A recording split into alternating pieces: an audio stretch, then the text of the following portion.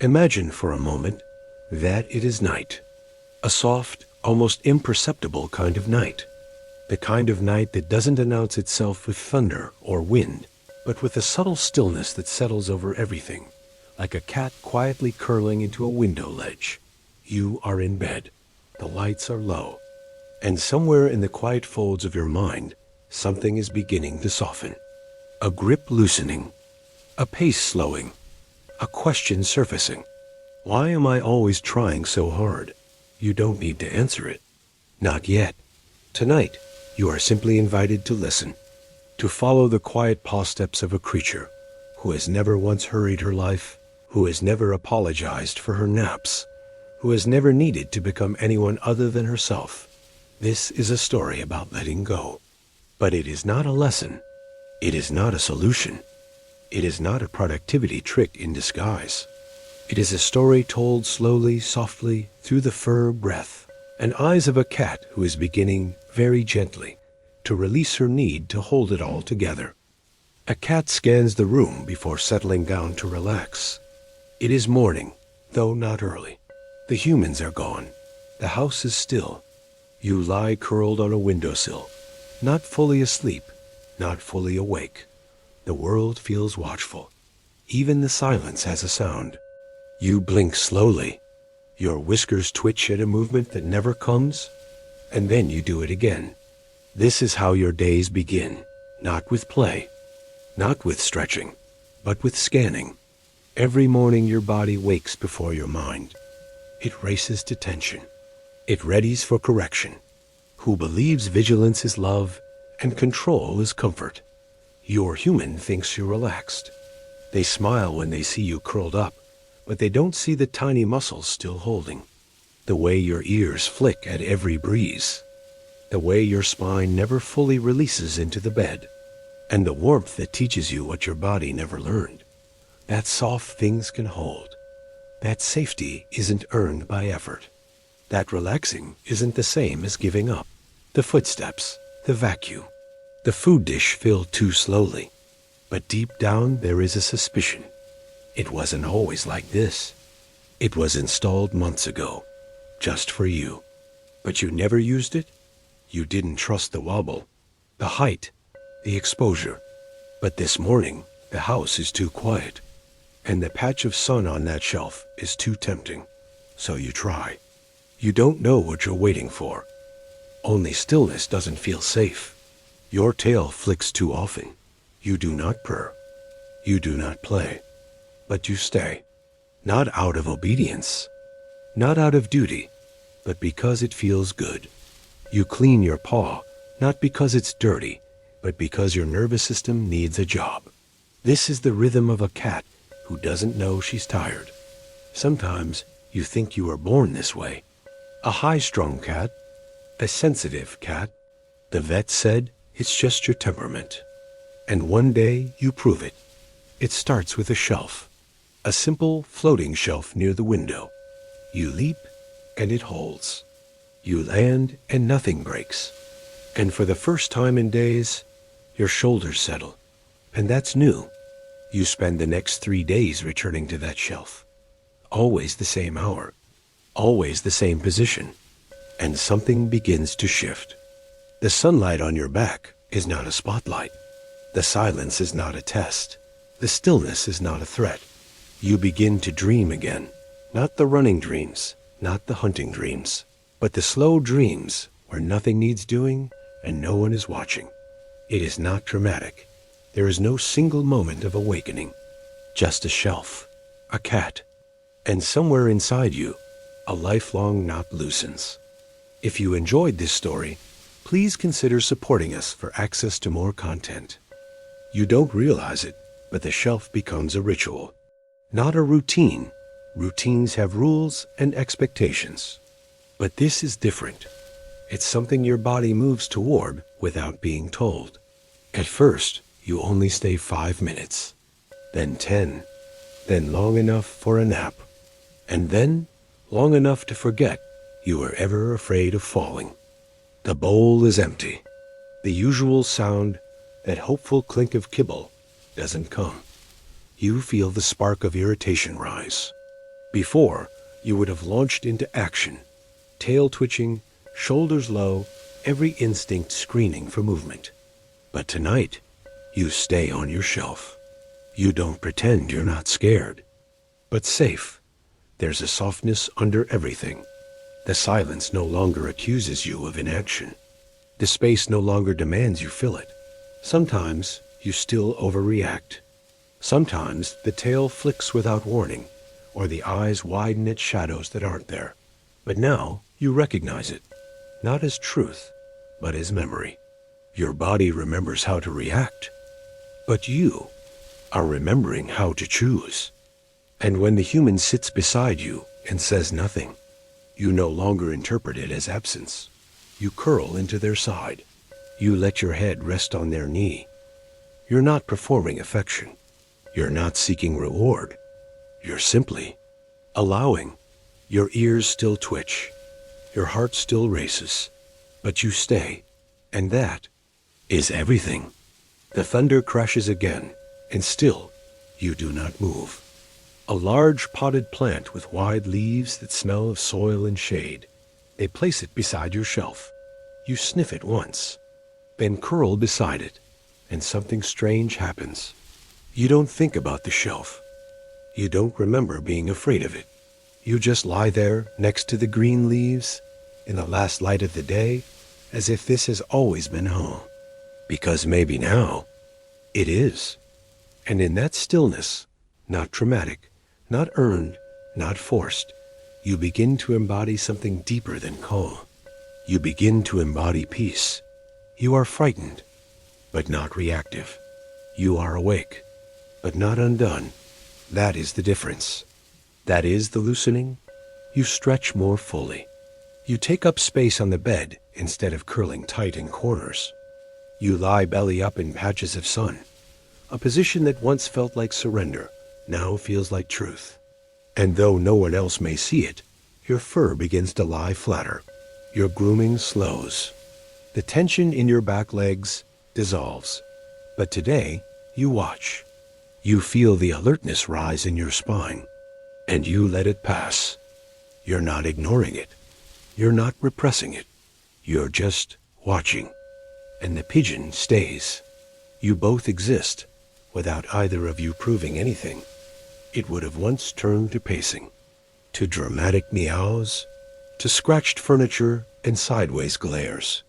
But this time, you wait, not patiently, not to impress, just quietly. And when the human finally appears, rushing and apologizing with treats in hand, you don't punish them. You eat, slowly, as if you never believed food should be earned. You notice other things too. The way the leaves outside dance in wind patterns you've never studied. The faint hum of the refrigerator, like a low lullaby from the earth. The tick, tick, tick of the old wall clock, no longer a countdown, but a rhythm. You watch the dust float through the beams of sunlight like it belongs there. No one's rushing to wipe it away. And you start to wonder, maybe you don't have to wipe yourself away either. One afternoon, the human forgets to feed you on time. Another day, a pigeon lands on the balcony railing.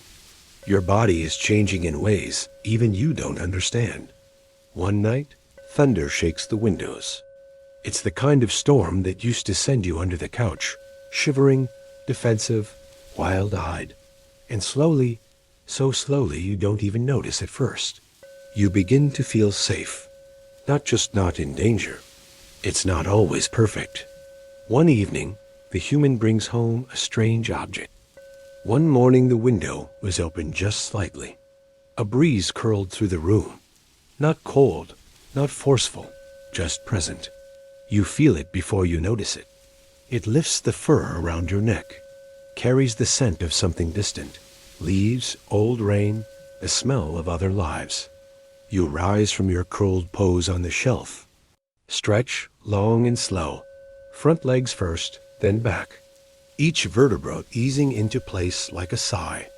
You are not adjusting, fixing, pleasing, protecting. You are just being. And you do something you've never done before. You lean into the breeze. Not for a reason, not to assess danger, not even to indulge curiosity, but simply because it feels good. Your eyes close. The sun hits you from one angle, the air from another. And in that exact moment, you are not surviving. Only the weight of your body on the shelf, the breath rising slowly from your belly, and the wild, soft air rushing across your whiskers. Without defense, without plan. Not as a performance of affection, but as an unguarded offering. They place one hand lightly on your side. They do not pet you. Just rest there, warm, quiet, still. And for the first time, you purr. Not because you're asking for anything, but because you finally don't need to ask. You are already receiving. Just presence. Only small changes, like threads loosening in a tightly wound ball of yarn. Each breath a little softer. Each pause a little deeper. Each day less about proving you deserve peace and more about inhabiting it. Not praising or correcting or testing. And in that moment, you understand something your instincts once kept hidden. The world is not always a signal. But she's resting now. It can be a song. Someone who knows, as cats always have, that it's okay to stop chasing. That loosening is not losing. That stillness is not failure. That safety might just be the art of letting go. No noise inside you. No thought pulling you forward or back. Later that week, something else shifted. You blink. You stay. You're still aware. But you are no longer ruled by awareness. You are beginning to live with it. A noise, sudden, sharp, echoed from the hallway. The broom has fallen. Once, this would have sent you bolting. But this time, you flinch, then breathe. And instead of running, you lower yourself gently back onto your side. On a quiet afternoon, the human turns on music, low and slow. Something old. Strings and wind, no lyrics. You lie on your side near the speaker.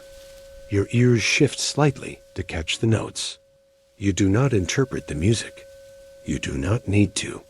It flows over you like sunlight through curtains, not asking anything of you.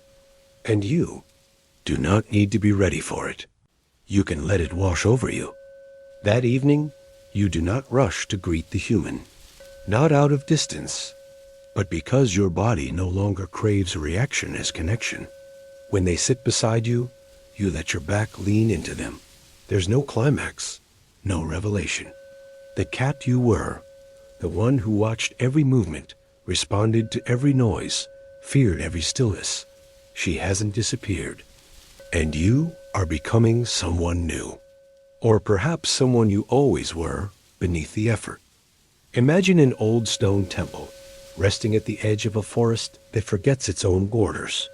The air is thin here, not cold, but clear, as if silence has texture. And sometimes, very softly, the bells ring. Not for ceremony, but because the wind moves through them like breath. And there, among the moss-covered steps and worn wooden thresholds, lives a cat. Not a temple cat, not officially. No name embroidered on shrine cloth. No duties, no rituals. She was never placed here. She does not chase the mice that rustle beneath the floorboards.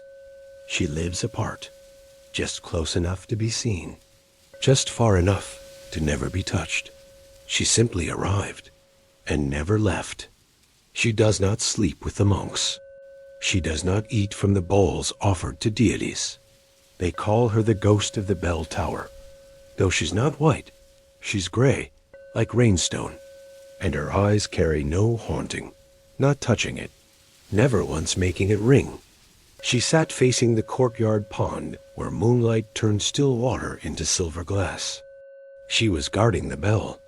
One elder simply said, "She is being what we are trying to become." The same way they noticed when the camellias bloomed or when the wind carried the smell of pine through the stone corridors. They noticed her, not with urgency, not with ownership, just with reverence. Sometimes she closed her eyes. Sometimes she didn't. But always she stayed. For hours. A fox entered, startled, scared, hungry. It snarled, knocked over offerings. The courtyard turned to chaos, feet rushing, voices low but urgent. She reminded it of what? Another day passed, and another. No one searched, no one called. Instead, they swept the path as usual, lit the incense as usual, and bowed toward the empty courtyard, because even in her absence, she was teaching letting go without vanishing. But every evening after the last bow, they leave the gate open just a little longer. And in the quiet hour, when the wind moves gently through the bell tower, some say they still feel her watching. Not from beyond. If you've been moved by this story, share it with someone who needs to hear it. Your support helps us keep our stories alive and inspires others to find solace and connection through these timeless dailies. Thank you for listening, and may the echoes of these words resonate within you, but from within, disappearing without explanation, trusting that her presence had already taken root, stillness. Maybe the parts of silence they hadn't yet discovered. Maybe that solitude isn't something to escape, but something to settle into. And at dusk, she climbed to the roof of the smallest hall, where no one prayed anymore, and listened to the wind thread itself through the cracked wood. But when she returned, whether a day later or 3, something felt aligned again. She aged. Not visibly, not dramatically, but her fur grew thinner in places. Her walk slowed. Only watchfulness, not fearful, not wounded. Each evening after the final bow, after the incense curled into the night sky, when the halls were swept and silent, she would walk. One lap around the inner courtyard. Always the same path. Always the same pace. And then she would sit. She never touched any of it. It wasn't pride, nor disdain. She simply didn't need it. She curled near the bell one final time, beneath the pale light of a winter moon, and closed her eyes. She didn't leave. She didn't pass. She simply stopped, not as an ending, but as a pause that didn't need resuming. Just quiet. She appeared one autumn. No one saw her arrive. One morning she was simply there, curled beneath the offering table, not hungry, not wet, just present. Others spoke to her in soft tones, testing whether she might respond. She never did. But she never ran either. She chose no territory, roamed no trails. The monks noticed, of course. A few left bits of rice near her path. She spent her days beside the old stone lanterns, where light and shadow stayed in constant dialogue. At first, the youngest monks tried to tame her. They followed her softly, left milk near the steps, offered fish with bowed heads, because this cat was not hungry for food. She was hungry for space, and the temple offered that. They began to notice a pattern. Just beside the empty bell rope, the monks began calling it her sitting. Some meditated. Over the seasons, her presence became part of the rhythm. She did not serve the temple. One winter, a young monk left the gate open too long. The cat did not run. She simply stepped behind a pillar, watched it all unfold, and when it passed, returned to her place beside the bell. The elder monk later said, "She teaches what fear looks like when it's not confused with danger." There were nights she didn't appear. No one worried. She was never theirs. Years passed. One day, she didn't come to the bell. And then, one evening, she returned. Not to stay, but to rest. To this day, the monks never replaced her. Never tried to train a new temple cat. Never named her. Because some creatures don't visit a sacred space. They become it. If you enjoyed this story, please lend your support by liking this video. Some say she was just a stray. Others say she was a bodhisattva in feline form, a silent teacher who used no scriptures, no chants, no posture, only presence. But perhaps the truth is gentler than either. She didn't chase attention. She didn't beg for softness. She didn't perform peace. Not from a book, not from a voice, but from some quiet place inside you, a place that's never needed to impress, never needed to answer the bell, never needed to be anyone but what it already is. A stillness that does not mean nothing is happening, but that nothing needs to happen. A life that unfolds even more beautifully when you stop holding it so tightly. She became stillness, not as a show, but as a surrender. She taught by not teaching, loved by not approaching, and rested without asking permission. Every night she would jump up on the altar as if she were possessed, then jump down and disappear. On the one hand, some said, she's just a cat. Stop reading too much into it. Others said she's a bodhisattva in feline form. Pay attention to her. Each night we felt her strong presence. Sometimes we heard her walking on the roof. Sometimes we smelled her in the morning, like she was brushing against our legs and tail in the night. Perhaps she was simply a being who stopped trying to belong, and in doing so belonged completely. In fact, some of the most popular saints in the West were once ordinary animals who appeared to certain people, performing miracles and leaving signs. There was no normal in our practice at the time. Instead of relying on our intellect, instead of grasping for answers, what if we simply held space for the mystery? Sometimes it's enough to rest in the mystery, to sit with uncertainty, to marvel at the unexpected turns of life, and to trust that everything is unfolding exactly as it should. Meditation meant sitting cross-legged for hours, chanting for days, and following strict vows of celibacy. Then suddenly, here was this cat disrupting everything. These stories are powerful, and I'm not dismissing them. They have their place. And maybe that's what you're beginning to remember now. One day she was there. The next day she was gone. She came. She stayed. She disappeared. She gave no signs. She left no promises. But she offered this, that just being can be the most sacred thing of all. Is the cat a bodhisattva? Am I special because something miraculous happened to me? When stories like this take up too much space in our minds, they can become obstacles. So tonight, if your thoughts return, if your breath speeds up, if you feel the need to get it right or do more, remember the temple cat. It's what happens when we open ourselves up to the mystery, when we allow the universe to reveal itself through small, unexpected moments, when we're willing to sit with uncertainty and awe, rather than reaching for answers and explanations. I've told this story before, but people keep asking me about the cat, so I share it again. This was our practice at the time, and as we sat down to meditate, suddenly the cat jumped up on the altar, right in the center of the room. We couldn't believe our eyes.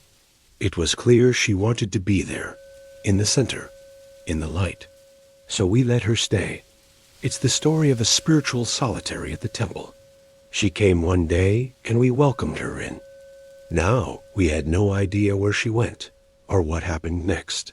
She spent a week with us, eating and sleeping and going on her way, always moving gracefully, never begging, but somehow always getting what she needed. On the second night, we opened the front doors to the temple to invite the moon in. Well, as soon as we turned off the lights and settled into meditation, she jumped down from the altar and walked out into the night. For the next 5 nights, the same thing happened.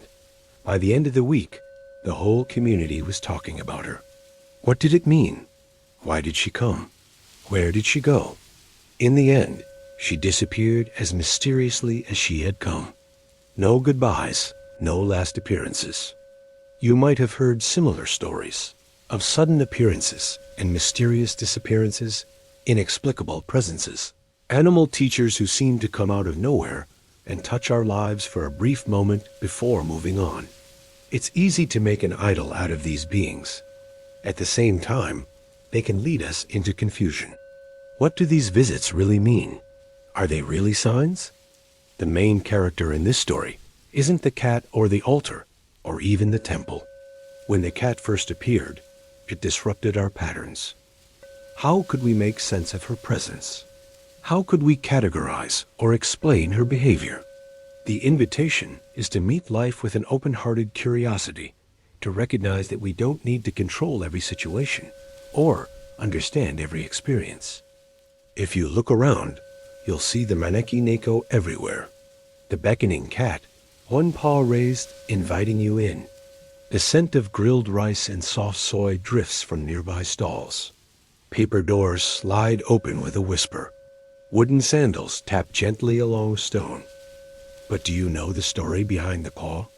Or why, despite centuries of being copied, commercialized, he had no congregation, no funding, just prayer, and a small calico cat who slept by the doorway. He shared what little food he had with her. In return, she stayed curled on the tatami mats, purring beside his meditation cushion, watching the world with half-closed eyes, quieter, deeper, and perhaps more true. In this version, there is no lightning.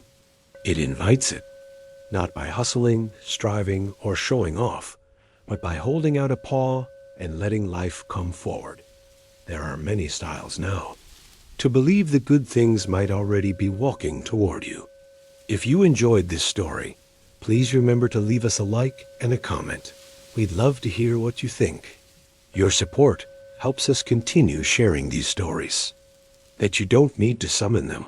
Just hold the door open. Just leave the light on. Just raise one paw.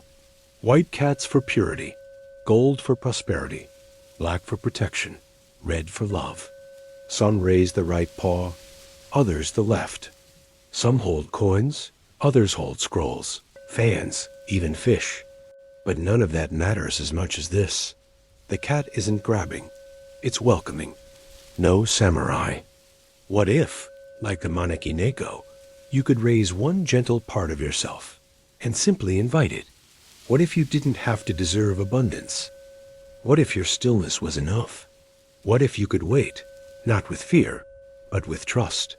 What if you could be the cat, not always running, reaching, grasping, but sometimes pausing, welcoming, allowing life to walk towards you? No miraculous fortune. Only a small shop run by an aging widow in an alleyway few people walked. She struggled to keep the doors open. Each morning she swept the front step, arranged her wares, and hoped someone would come.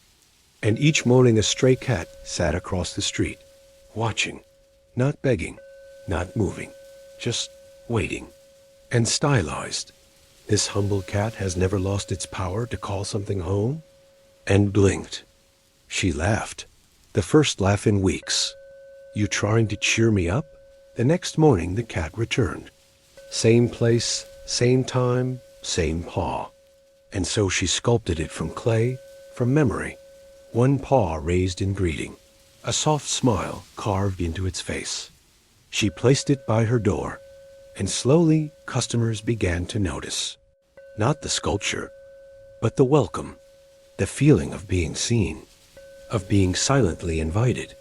And what they were drawn to wasn't luck. It wasn't wealth. It was the sense that something in the world wanted them there, expected nothing, but welcomed them all the same. And above it all, the low, steady hum of life, not rushed, not loud, just alive. You pause beneath the eaves of a small merchant's shop, and there, at the entrance, is a cat. Not a real one, but a statue, white ceramic, one paw raised, eyes closed in quiet welcome. A gold coin balanced at its feet. The Maneki Neko, the beckoning cat. At restaurants, shop counters, even train stations, it seems like a wave of luck, a gesture of welcome, a symbol of prosperity. But how did this humble cat become so popular? And do you really know its story? Imagine yourself walking through the lantern-lit alleys of old Edo. You've seen it before. At restaurants, shop counters, even train stations. A wave of luck, a gesture of welcome, a symbol of prosperity. The most common tale begins with a temple, run down, nearly abandoned, where a single monk lived with almost nothing. One stormy night, a samurai passed by the temple. His travels had delayed him. The rain was heavy. He stood beneath a tree, sheltering from the downpour, when he saw the cat sitting near the gate raise one paw. It wasn't frantic. It wasn't pleading. Just one slow, curling gesture. A beckoning. Curious, the samurai stepped forward. And just as he did, lightning struck the tree behind him. The temple cat had saved his life. Grateful, the samurai became the temple's patron. He funded repairs, supported the monk. And in time, the temple thrived again, all thanks to a small cat and a single raised paw. That's the version they tell in tourist brochures.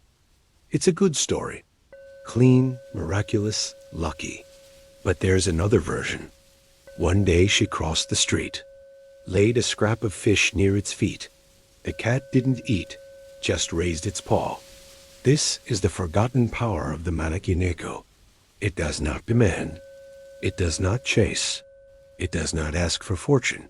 Think of your own life. How often do you try to grasp? To chase? To earn what you hope is coming? This is the lesson that's harder than it looks. Not to pursue, not to prove, but to allow. This is the writer. And this is the end of our episode. Did you know the true origins of the Maneki Neko, also known as the beckoning cat, actually comes from a small village nestled between red mountains? Now close your eyes and imagine this. Somewhere between sleep and memory, past the bridge of sighs and the river of forgetfulness, where the mountains are red and the sky is always awake, there is a story that slumbers. Too soft for textbooks, too strange for bedtime prayers. Because sometimes it's not courage that saves us, not obedience, not prayer, not power. And imagine a cat, not much bigger than a loaf of bread, licking the stars, unbothered, unrushed, carefree. Did you like this story? Well, then please make sure to click like and subscribe, because then I know you won't miss any of my videos. This has been your host. Until next time, keep an eye out for the Maneki Neko, and always remember, when the sky falls, just stay calm. She doesn't need you to believe. Just breathe. She's up there still, calm, watching you sleep. It's the quiet being that doesn't flinch when the sky falls, the heart that doesn't panic, the paw that doesn't swat, the small creature who says, "You can rest here. I won't break beneath you." They say once upon a time, many years ago, the sky fell, but not in a flash or a thunderclap, not with punishment or war, but slowly, softly, like a cat curling down for a nap. And no one, not the gods, not the wind, not the moon herself, could hold it up. But a small cat, just a small cat did. A temple stray, not golden, not sacred, just small. A little wild around the ears, tail a bit too crooked, a scratch across her nose. You wouldn't have looked twice. But when the sky forgot how to hold itself, this little cat stood up. She didn't roar. She didn't shout. She didn't pray. She simply climbed. Roof to tree, tree to wall, wall to bell tower to cloud. And when she reached the place where the sky had begun to sag, she sat. Not as a hero, not as a god, just as herself. And the sky, tired and tearful, asked her, "Why are you here?" She blinked slowly, the way only cats know how to blink, and she answered, "Because someone must stay calm. Not strong, not perfect, just calm." So she stayed, for a night, for a week, for an age. And each day the sky forgot a little less how to hold itself. It began to remember how to stay, how to soften, how not to rush down and crush what lived beneath it. And every evening that little cat licked the sky, a gentle bath, as if to say, "It's okay. I'm not afraid of you." Now in some villages, they still leave saucers of milk on rooftops. Not for spirits, not for blessings, just for memory. And so tonight, when you feel the weight of your own sky pressing in, when you're overwhelmed with the troubles of your life, close your eyes. Well, hello there. Thank you for joining me on this adventure today. You've heard the old human stories before, of cats that watched empires fall, of felines that whispered to poets under chrysanthemum moons. But there's one tale rarely told, a tale not written in ink or stone. This place had been a battlefield, later a rice field, then a burial ground. Now it is mostly memory and moss, but Midori remained, but kept warm in the fur of a cat that sleeps in a forgotten graveyard near Kyoto. She is called Midori, not for the color green, but for the way she made things grow where nothing should. She simply curled up beside mourners and slept atop forgotten tombs. Each one found Midori, and each one left something behind, a ribbon, a button, a haiku scrawled on a train ticket.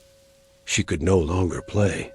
Her teacher had passed, and every note sounded like goodbye, for teaching without correcting, for accepting without judging, for knowing when to purr and when to be still. Just for a little while, because even sacred cats must rest from carrying the world's unfinished songs. Sometimes healing looks like a silent cat on an old grave on a cloudy afternoon. She sat on a nearby rock and began to cry so quietly that even the wind didn't notice. How to hold space for the things you cannot name, how to love without needing to be loved in return, and how to grieve without letting go. But the cat did. She slowly approached the girl, rubbed against her leg, and sat on her lap, still heavy, still present. And maybe that's why, when the moon hangs fat and low in the sky, and the ancient temple bells toll 1, 2, 3, 4, 5 times, that's not the ghosts tolling for their own sorrow. That's Midori, keeping watch over the sleeping town, making sure that no one's left behind, not even in the dark.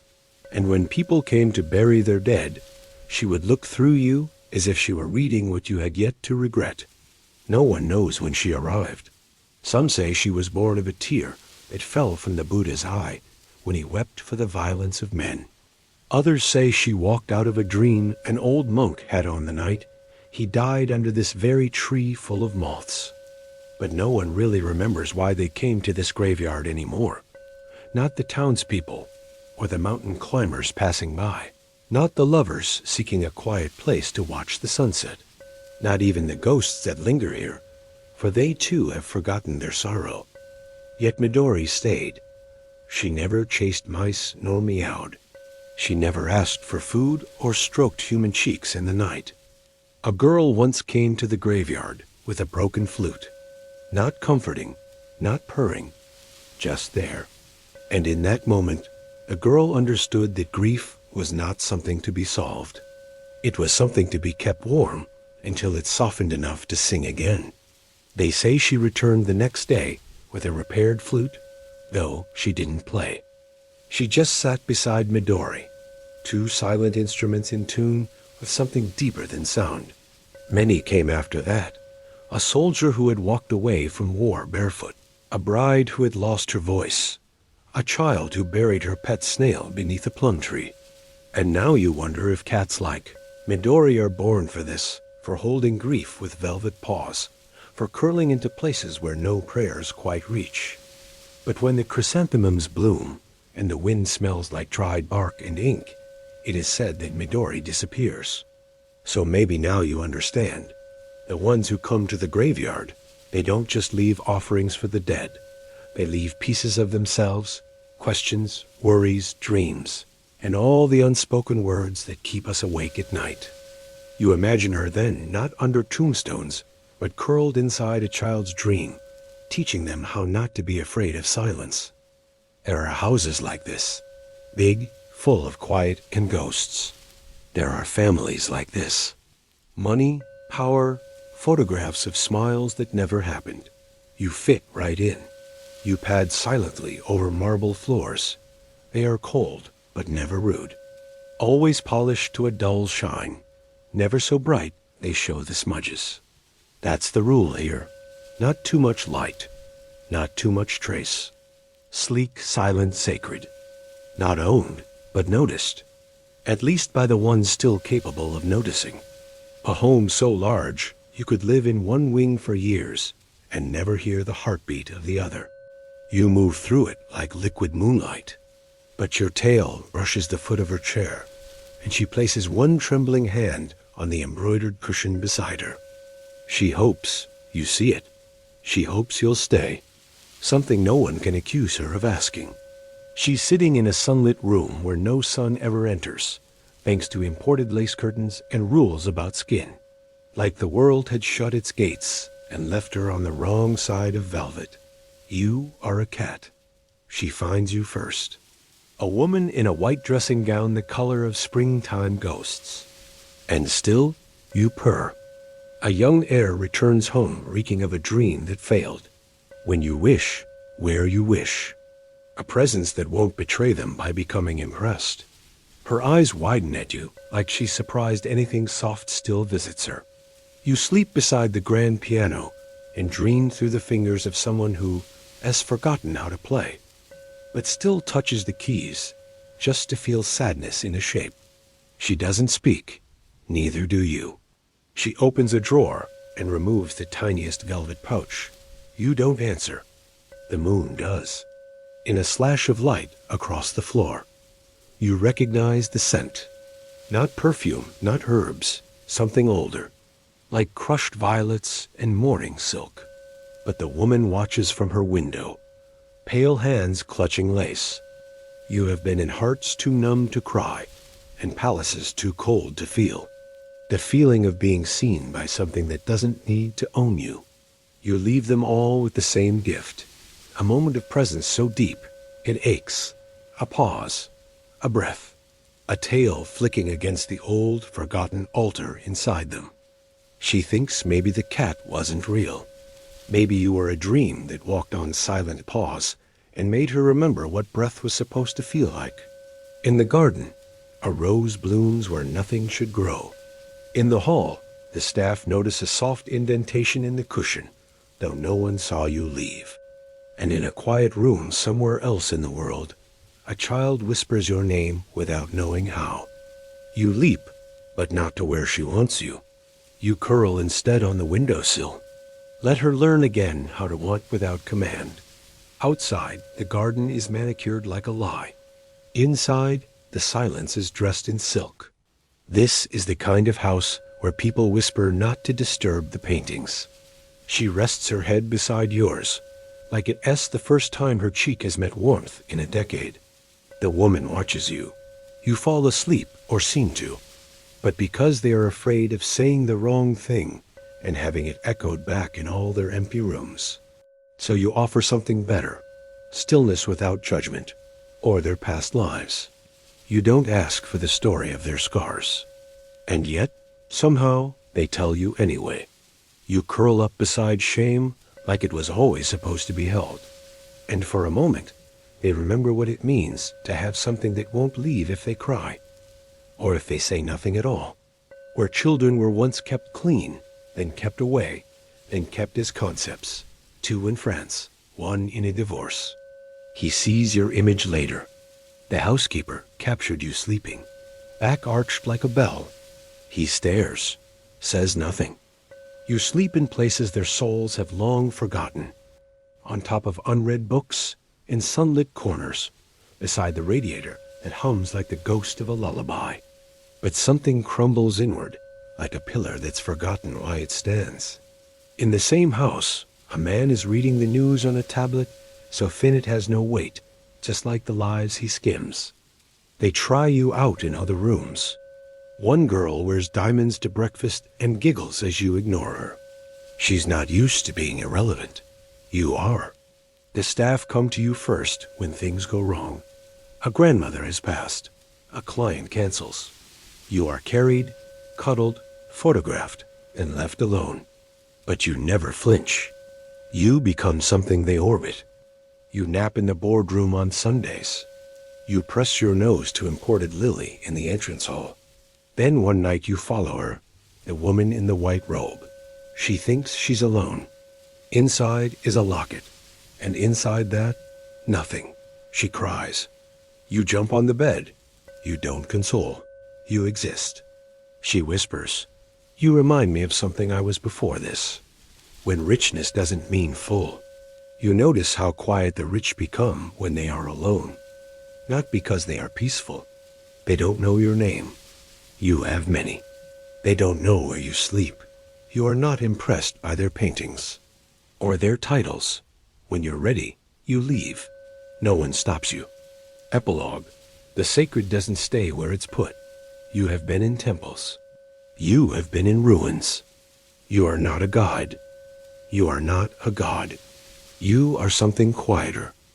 Welcome to Elite or Contrasting Life. Today's story is called The Cat Who Could Not Be Possessed. You find her again, this time in a place she should not belong, the velvet-lined corridors of a villa perched on a cliffside, where moonlight touches only imported marble, and silence has a butler. They try, of course. All of them try. Their hands are smooth, perfumed, rehearsed in the gestures of ownership. They lower themselves to her level and speak with that honeyed tone, the one used for both heiresses and hounds. But she does not come. She does not purr for the rich. A jeweled collar is presented to her once, nestled on a pillow like an offering. She sniffs it, blinks, turns away. Photographed, but never framed. Her presence has become a kind of rumor, a spirit that blesses without allegiance. In the quiet refusal to be owned, even by admiration, some cats walk away. Others remain, not as pets, but as mirrors. She is the luxury no money can buy, freedom in velvet paws. A shadow beneath the stars. Remember this. You do not need to catch what was never lost. You only need to see what cannot be named. And maybe then, you too will begin to move like something that cannot be possessed. It is a language she will never speak, the dialect of belonging through proof, and share it with your friends. Your support helps us continue to produce these videos. She does not need to. No one stops her. No one dares. She is wearing nothing but her silence and her sovereignty. One night, a visiting dignitary from the east kneels beside her as she perches on the balustrade, the wind curling around her fur like incense. He says nothing. He simply places his hand on the stone near hers, not touching, not intruding. She stays. Later, the dignitary tells the host, she is not yours, but she has chosen to stay a while. That is the highest form of respect a being can give. The host does not understand, but the cat does. She is seen, but never captured. In this house of old names and newer money, she moves with the grace of someone who has already let go. The notes echo from her paws, as if composed by fate. She looks at the girl sitting in the corner, the only one not laughing, not posing, not pretending. The cat curls into the girl's lap. Just once, just long enough. They believe they've rescued her, fed her, housed her. But it is she who has given them something, a chance to be near something whole. One night, a party fills the villa. Laughter, crystal, the sound of teeth behind smiles. She passes through it like a breeze. In the study, she leaps onto the grand piano for the girl to believe, I am enough, even when I am not trying. And then she is gone. In the hush after the music ends. In the breath someone takes before saying something true. And if you ever see her, a flicker of gray gold slipping through a garden, thank you for watching Elite or Contrasting Life. If you enjoyed this story, please hit the like button. Imagine a quiet morning stretched thin between night and day. A pale light seeps through scattered clouds like soft silk draped over the earth. The air is cool, just enough to carry the faint scent of wet leaves and earth after a slow, patient rain. You find yourself sitting at the edge of a familiar place. A small rooftop nestled between quiet houses, worn fences, and the tangled gardens of memory. Behind you, the village breathes its gentle morning song, the soft murmur of awakening birds, the distant creak of shutters sliding open, the whisper of footsteps on worn stone paths. But today, you do not look behind for comfort or for a last glimpse. Today, you face the unknown. Before you, A veil of mist curls low over the hills like a gentle tide. It is a living thing, a soft, breathing curtain between what has been and what is yet to come. You rise, feeling the familiar weight of your own fur, the silent rhythm of your paws against the rough stone. There is no audience here, no one to praise you, no one to question your choice, no reward, no title, no script. You step forward, one paw, then another. Into the cool embrace of the mist. The world shifts. The sense of home fade into whispers. The colors dull into shades of silver. And pearl. Here, nothing is certain. Nothing is fixed. Only movement, your own movement, is real. And so you walk. Asterisk. After some time, though time seems to stretch and fold in this place, you come upon a river. Not the noisy, rushing river of home, but a river that flows in silence. Its surface is like glass. No ripples, no chatter, just smooth, endless reflection. You see the sky mirrored there, a soft gray blue, broken only by the occasional feather drifting down like a thought. At the riverbank, tall reeds sway without sound. There, a heron stands, statuesque and still, feathers glistening as if woven from droplets of rain itself. You watch each other. No words pass between you. Then, with a slow, deliberate motion, the heron plucks a silver fish from the water and sets it gently at your paws. You do not eat. Instead, you bury the fish beneath a tangle of reeds, as if hiding a secret. You understand. Without understanding. Some gifts are not meant to be consumed. They are meant to be released. A lesson. Abundance is not possession. Asterisk. The mist thickens as you continue.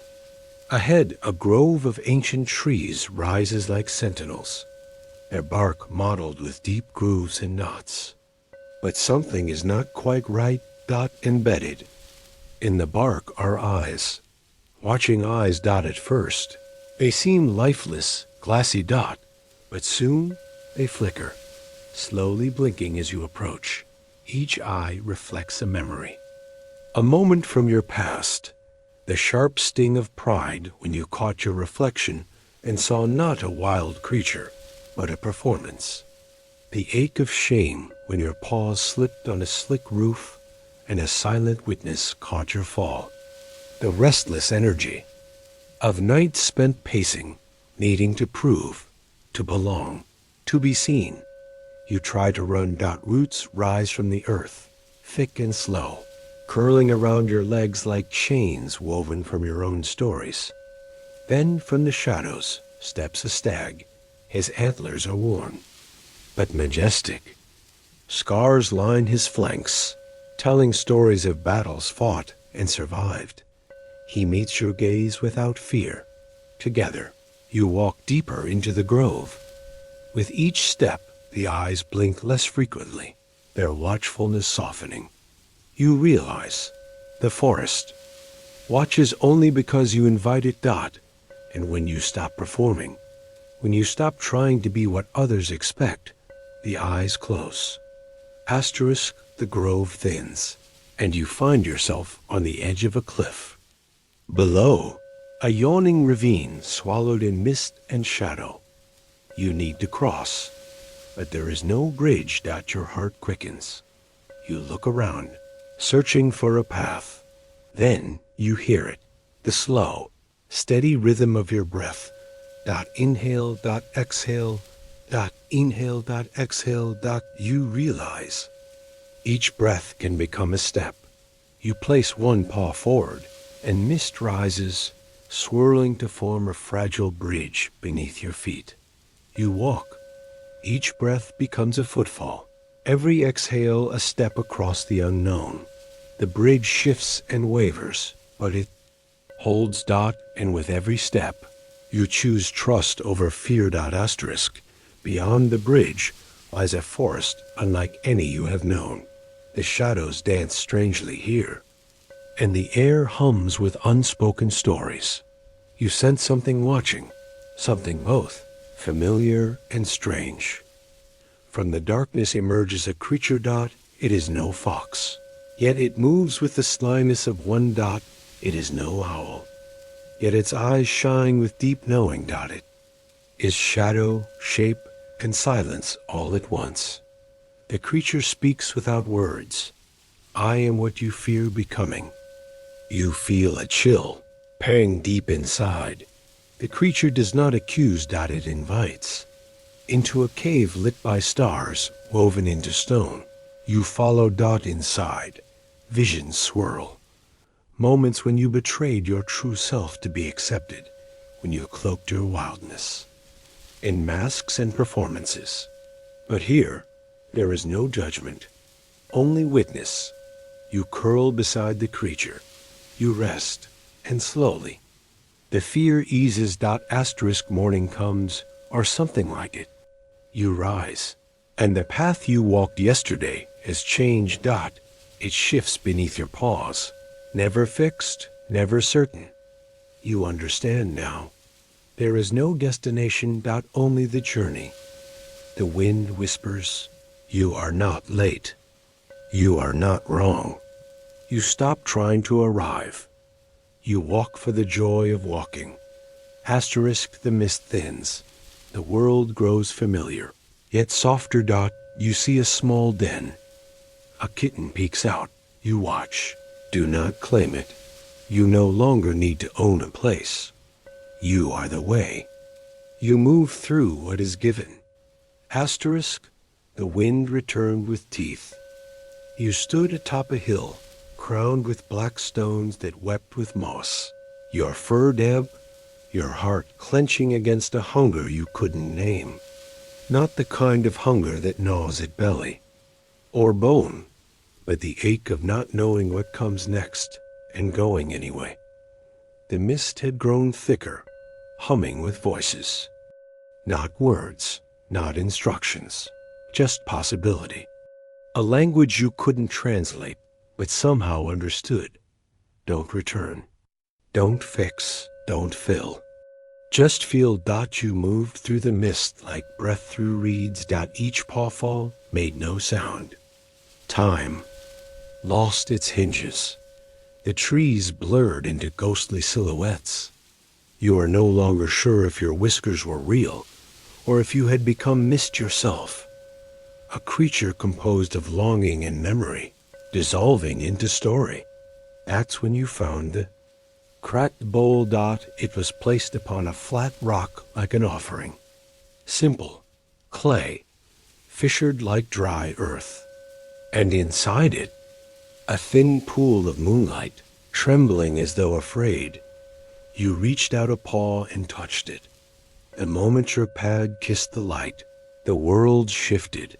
The mist grew loud, not harsh, but intimate, like breath close to your ear. The bowl lifted of its own accord, rising until it hovered before your face. And then it tipped. The moonlight poured over your head. You didn't flinch. The cold light soaked into your fur, your bones, your very breath. For a heartbeat, your eyes became windows into a sky with no stars, just movement. Comets of memory, galaxies of regret, echoes of roles you had worn so long they became skin. Caretaker, gatekeeper, sacred one, watcher of thresholds, seer of silence, all gone. The moonlight burned the masks to ash.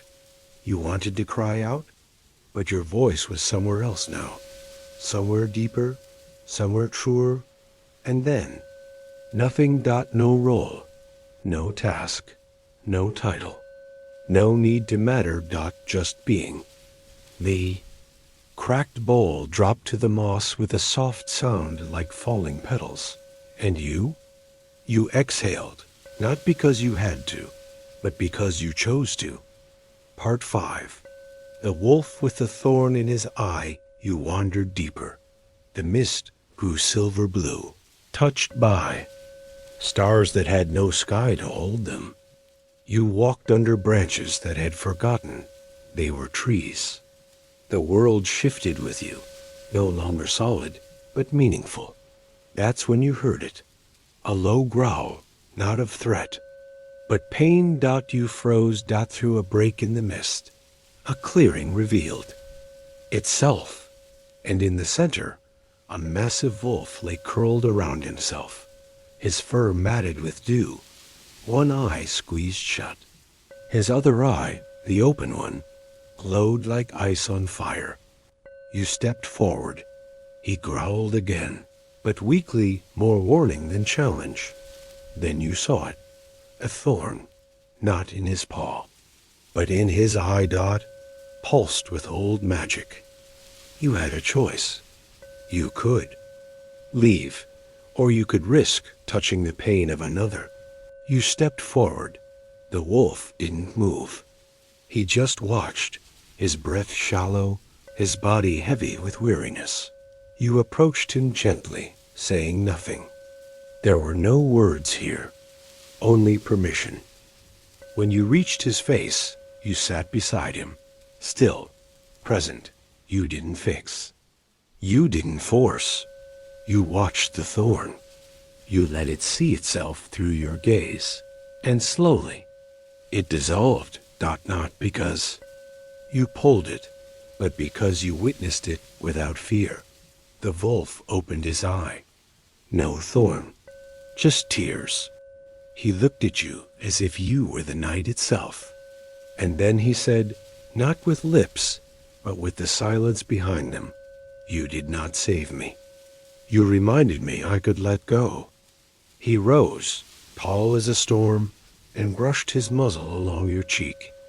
Then he vanished into mist, leaving behind one silver hair, glowing like a thread from the moon. You tucked it behind your ear. You didn't need to keep it, but for now, you wanted to remember what it meant to walk with the wounded without needing to heal them. You descended into a hollow so thick with fog, it felt like breath itself had pooled here. What you found was unexpected. A city. Not of stone and steel, but of mushrooms and moss, of ferns arching like cathedral roofs, of beetles wearing cloaks, of frogs trading wisdom like coins. It was alive, and aware of you. You walked its soft paths, feeling watched not with suspicion, but recognition. They saw you not as cat, not as creature, but as witness. One who had entered the mist and not demanded to return the same. A snail wearing a sapphire on its back guided you to the center of the city. There, in a clearing made of dew and memory, sat a circle of elders. Not animals, not humans, something. Between. One was made of bark. Another wore a robe of feathers. A third had a voice like wind through reeds. They did not speak names. They asked only one question. What do you no longer need? You looked at your paws. You remembered every role you'd worn like armor. Every identity you'd clung to so others would feel safe. Every boundary you guarded because you thought it made you good. And you said, the need to be needed. They nodded, as if this was the most sacred thing you could have said. A light poured from the mushrooms around you. You were bathed in knowing, not as fact, but as release. And then they faded. The city folded itself back into moss. You were alone again, but lighter. Freer. Part 7. The stranger who knew your name. Night deepened. The mist thinned, not because it was leaving, but because you were no longer afraid of what it hid. You came upon a stream that sang in a language you remembered from before you were born. And sitting beside it was a stranger, a cat, but not quite, older, wiser, made of shadows and moonlight. Their eyes mirrored yours, not just in shape, but in history. It looked at you and said, I've waited a long time for you to stop waiting. You didn't reply. You, Sut, and the two of you watched the stream together. After a while, the stranger said, you thought you were here to find meaning, but you came to lose it. You nodded. They placed a paw on your heart. Then go. Not to find, not to fix, but to feel. Every ache, every wonder, every wild thread that leads nowhere but now. You leaned into them. They dissolved, not as death, but as integration. You felt them inside you, not as guide, but as echo, a voice you'd always had, now uncovered. Asterisk, you returned to the hill of black stones. The cracked bowl was gone. The mist had thinned into a veil you could pass through. But you stood still. You looked back, not with longing, but with honor. And then you walked. Not toward a role, not toward an ending, but toward a moment. This one, the wind no longer bit. It kissed. The silence no longer asked you to fill it. It welcomed you, and your paws moved with no plan. Just presence, because for the first time, you weren't carrying the temple. You were the temple, and the cat who entered the mist never left, because the mist was never outside you. It was who you became when you chose to let go. The mist had cleared, but nothing was familiar. You stood drenched, small, and blinking on the edge of a land that maps forgot. The grass here did not smell like grass. It smelled like old songs and broken promises gently returning to soil. Trees arched their backs toward the sky, not out of growth, but reverence. Every leaf shimmered, not with dew, but with memory. And you were different too. Your paws felt softer, but more certain. Your ears did not twitch at every sound anymore. They listened deeply, like they finally trusted what would come. Something had changed in you, not a grand transformation, not yet. At the first yielding, you walked. Not because you had to escape, not because you had to find, but because movement itself felt like a language you had forgotten and were now beginning to relearn. Asterisk, there was no trail, and yet your feet kept finding something like one. It was not marked by stones or paws or scent, but breath. The land breathed, and the ground rose and fell like a sleeping creature's chest. Each rise whispered yes. Each fall whispered still. You realized you were not choosing the path. You were listening to it. And when you stopped trying to lead, the path loved you back. Asterisk, on the third day of this strange walking, you heard a hush so deep it made your claws retract. You stepped into an orchard whose trees were entirely leafless but full. Every branch held emptiness like it was the rarest fruit. Under the oldest tree, curled like a spiral of black silk, was a creature not quite cat and not quite shadow. She opened her eyes, and you almost fell. They were not eyes. They were doors, mirrors, wells. Do you know what this place is? She asked, her voice like fog over feathers. You tried to speak, but the truth inside your throat came out as a purr. She smiled. This orchard grows what was never said. Every word you swallowed, every truth you couldn't afford, it blossoms here. You looked up, and indeed, the branches shimmered with silence, with ache, with confessions no one had ever heard. And you asked. I am the keeper, but I used to be like you, she said. A cat too proud to cry, too noble to rest, too watchful to let anything go. You knew that posture. You had worn it for seasons. She leaned forward. But the orchard doesn't punish us. It just holds us. Until we're ready. To do what? You asked. She touched your nose with hers, and then vanished. And suddenly, you remembered a truth you had never dared say aloud. You had once wished to disappear too. Not to end, not to die, but to be unneeded, to be unspoken, to be no one, for just a breath. The orchard had heard it, and still loved you. Asterisk as you walked again, the sky shifted, not to threaten, not to punish, but to weep. It rained, not with violence, but with clarity. Every drop a note of a song you forgot you knew. The wind lifted your fur not to push, but to clean. And then you saw them. Figures walking toward you. Cats, yes, but taller, thinner, lighter. Not quite real, not quite imagined. One stepped forward. Her tail held stars. Her eyes had moons. You've come far, she said. You bowed your head. You carry a question, she said. You nodded. She pressed her forehead to yours, and the question spilled out before you could stop it. Am I when no one needs me? The wind stopped. The rain halted midair like pearls, suspended in time, and the starcat whispered, you are the question itself. You blinked, and she was gone. Asterisk, you descended next into a bowl of silver blue grass where everything echoed, but only inward. You saw your mother's face, not as she was, but as she had looked when you looked at her last.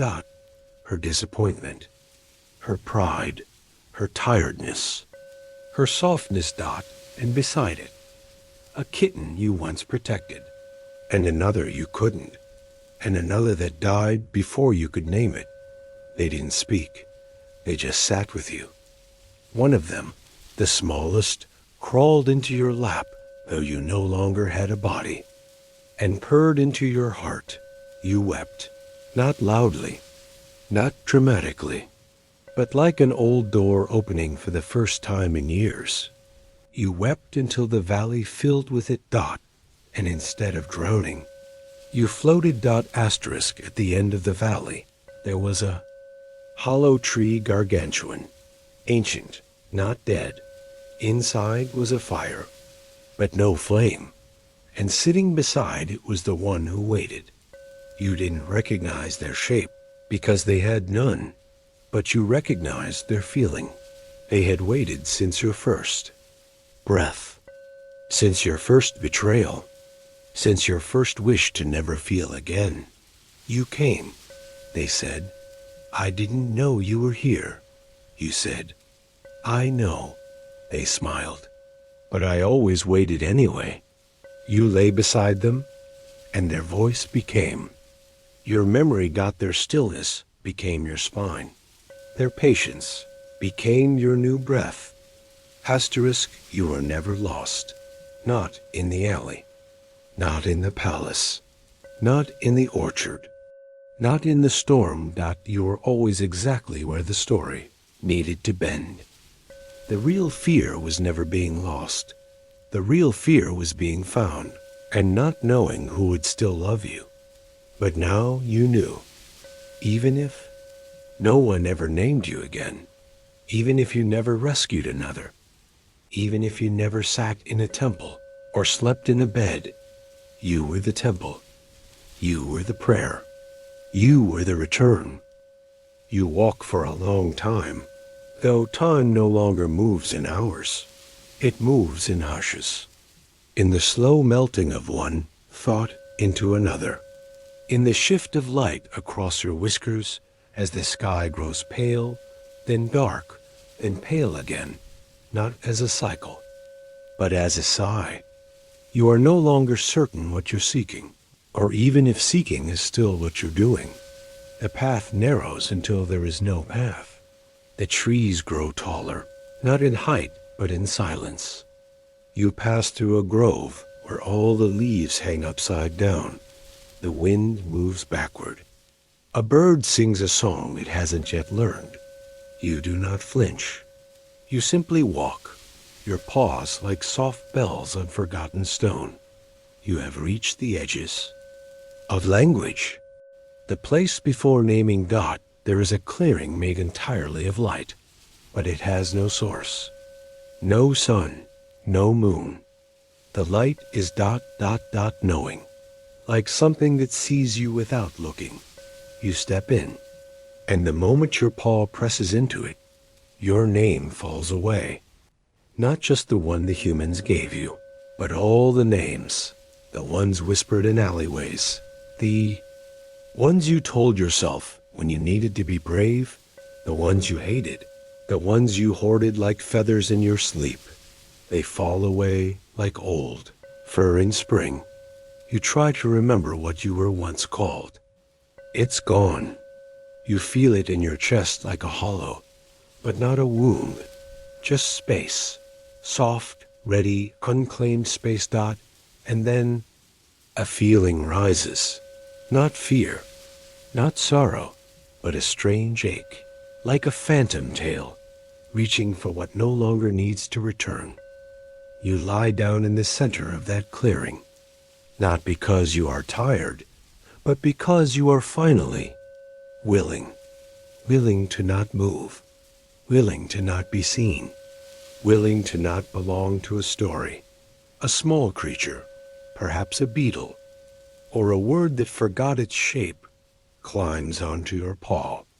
It speaks, though not with sound. You were never your name, only the echo that followed it. You close your eyes, and the echo stops following. You dream of yourself as Miss Dot No Bones, no fur. Just vapor, coiling around a memory that no longer has edges. In the dream, there is a mountain. It weeps. Not rain, but little scraps of fur, white, gray, black, orange, all the colors of cats who once climbed it and shed who they were to become what they already are. You climb it too. With every step, something falls from you. A memory of biting, a moment of fear, the sound of your own name being called in the dark. By the time you reach the top, you are so light that even the moon cannot hold you. You float. You wake to find your own body has changed. Not in shape, not in weight, but in density of meaning. You are still a cat, but you are no longer being a cat. You simply are. And in this soft state of nameless being, the world softens with you. A tree leans toward you, as if to say, I too have no name anymore. A cloud curls around your ear, whispering, I forgot what I was supposed to be. And a breeze, perhaps your only remaining companion, strokes your spine and hums. Now you can hear everything. You begin walking again, but there is no direction now, no destination, only participation. You walk with the world, not through it. Your paw prints no longer mark the ground. The earth refuses to treat you as a disturbance.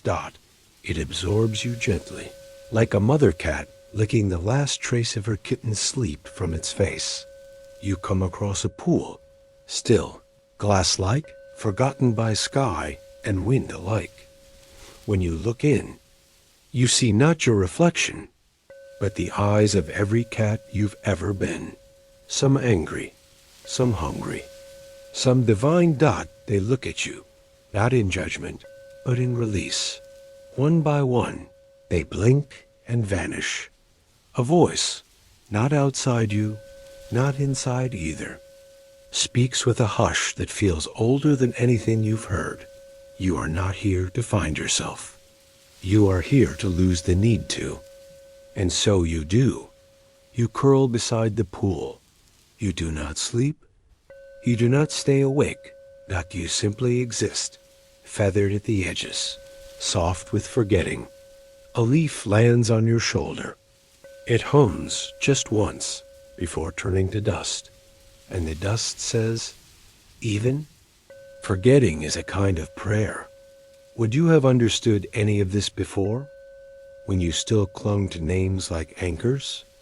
When you still believed you had to prove your soul by making noise? Perhaps not. But now the silence is warm. Not now the silence is you. Far away, someone calls out a name you once carried. You do not turn your head. You do not ache, because you know something. True or now, you do not need to be called back. You have already arrived. Asterisk, you move through this land, not with a destination in mind, but with a knowing that feels like ancient music playing somewhere in the distance. The world pulses gently, its rhythm syncing with the beat of your own heart, as if it too has forgotten the need to move quickly, the need to move at all. You are walking through silence, not emptiness, but a fullness too vast to name. You pass through fields of flowers, each bloom singing a song not meant for ears but for the soul. They bend toward you, and as you walk, petals fall, not from the weight of age, but from the lightness of being. These flowers, once filled with the need to grow, now rest in what they've always known. They are perfect as they are. In the stillness, they let go of their striving, and in doing so, offer you a quiet song. You stop, sensing something behind you, not a shadow, but a presence. You turn, and there, watching you from the edge of the field, is an animal older than anything you've seen. A tortoiseshell cat, her fur thick with time. She sits, patient and quiet, with eyes like stars that have seen entire worlds born and die. She blinks slowly, almost as if she knows something you've forgotten. She does not speak. She does not need to. Her presence says everything. You walk toward her, feeling no need to hurry. And when you are close, you sit down beside her. She presses her head gently against yours, and you feel a deep peace settle within you, as though her very being is unraveling all the knots you've ever tied yourself into. Asterisk, as you sit there with her, you notice a shifting in the air. Something begins to change in the world around you. The trees, once still, begin to hum, and their leaves start to shimmer with an unfamiliar light. The ground beneath you grows softer, like moss. And then, through the haze, you begin to see something emerging from the shadows. A forest. But this forest is not like any you've seen before. Its trees are twisted, scarred, and its air carries the weight of old wounds. Each tree trunk is marked with grooves, burns, and cuts, as though they have been through a struggle that never quite ended. Yet despite their scars, these trees still stand, strong, resilient, alive. You feel a pull to enter the forest. It calls to you not with words, but with the deep ache of unspoken histories. You look at the old cat beside you, and for the first time, you feel the weight of your own silence, the silence that has carried you through lifetimes of carrying things that were never yours to bear. The old cat stands, turning toward the forest, and you follow. She walks through the trees, the branches parting for her, and you follow suit. With each step, you feel the ground beneath you shift and the air grow thicker.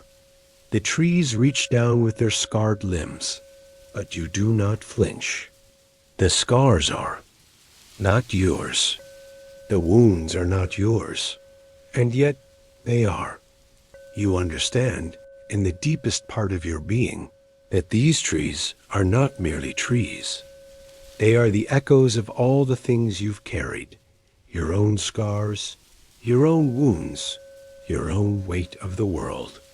Each one of these trees carries the story of a cat who has lived too many lives, too many roles, too many names. Asterisk, you walk deeper into the forest, and eventually you come upon something that takes your breath away. An empty temple, its pillars tall and stretching into a sky that is not sky, but the void itself.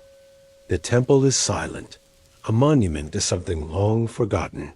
The old cat steps inside without hesitation. You follow, your paws making no sound against the smooth stone floor. The air inside the temple is thick with dust, but it holds a sacred. Wait, you sense it here.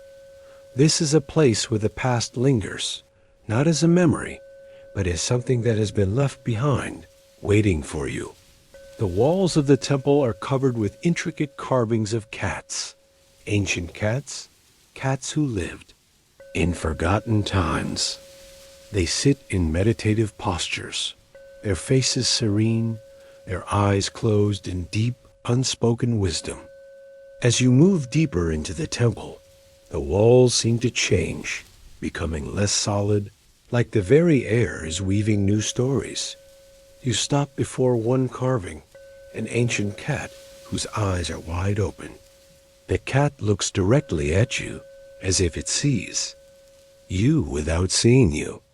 And in its gaze, you feel something stir, a deep remembering. You understand, this is not a place for worship. This is a place for remembering. You are here to remember that you are not bound by the roles you once wore. You are not bound by the names that were given to you. You are simply here, in this moment, in this body, in this silence. You sit before the carving, and the weight of your own history begins to lift. The names you carried, the roles you performed, the memories that once defined you, they all fade into the shadows of the temple. You no longer need them. And in this quiet, you feel something new stir within you. Not sadness, not joy, but a deep, infinite peace. You close your eyes, and for the first time in what feels like forever, you allow yourself to rest. No expectations, no goals, no identity, just the stillness.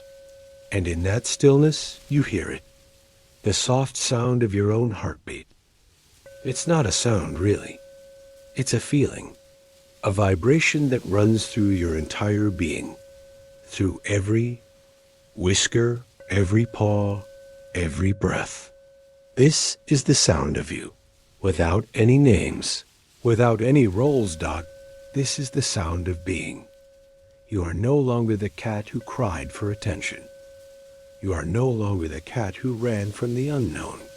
You are simply the cat who sits, who rests, who is. And in this space, you begin to understand something profound. You were never broken. You were never lost. You were just waiting for this moment when you would no longer need a name, no longer need to fill a role, just to be. And so, for the first time, you let go. You let go of the weight of the world. You let go of all the stories that once defined you, and you rest. Not because you are tired, but because you are whole. Asterisk, the temple's silence grows richer, deeper, until you no longer feel like you are simply sitting within it.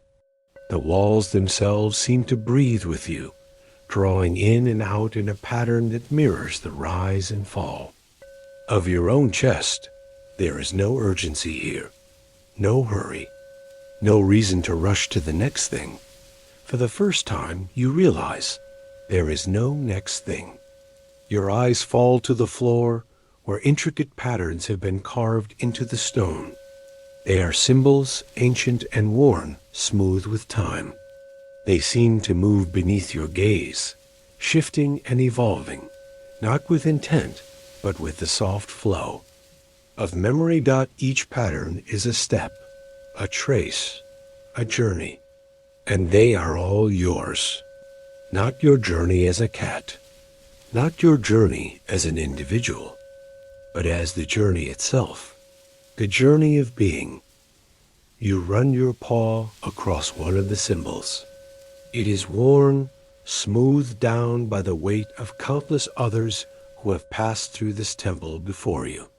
Each one who came here was searching for something. But you are not searching. You are simply here.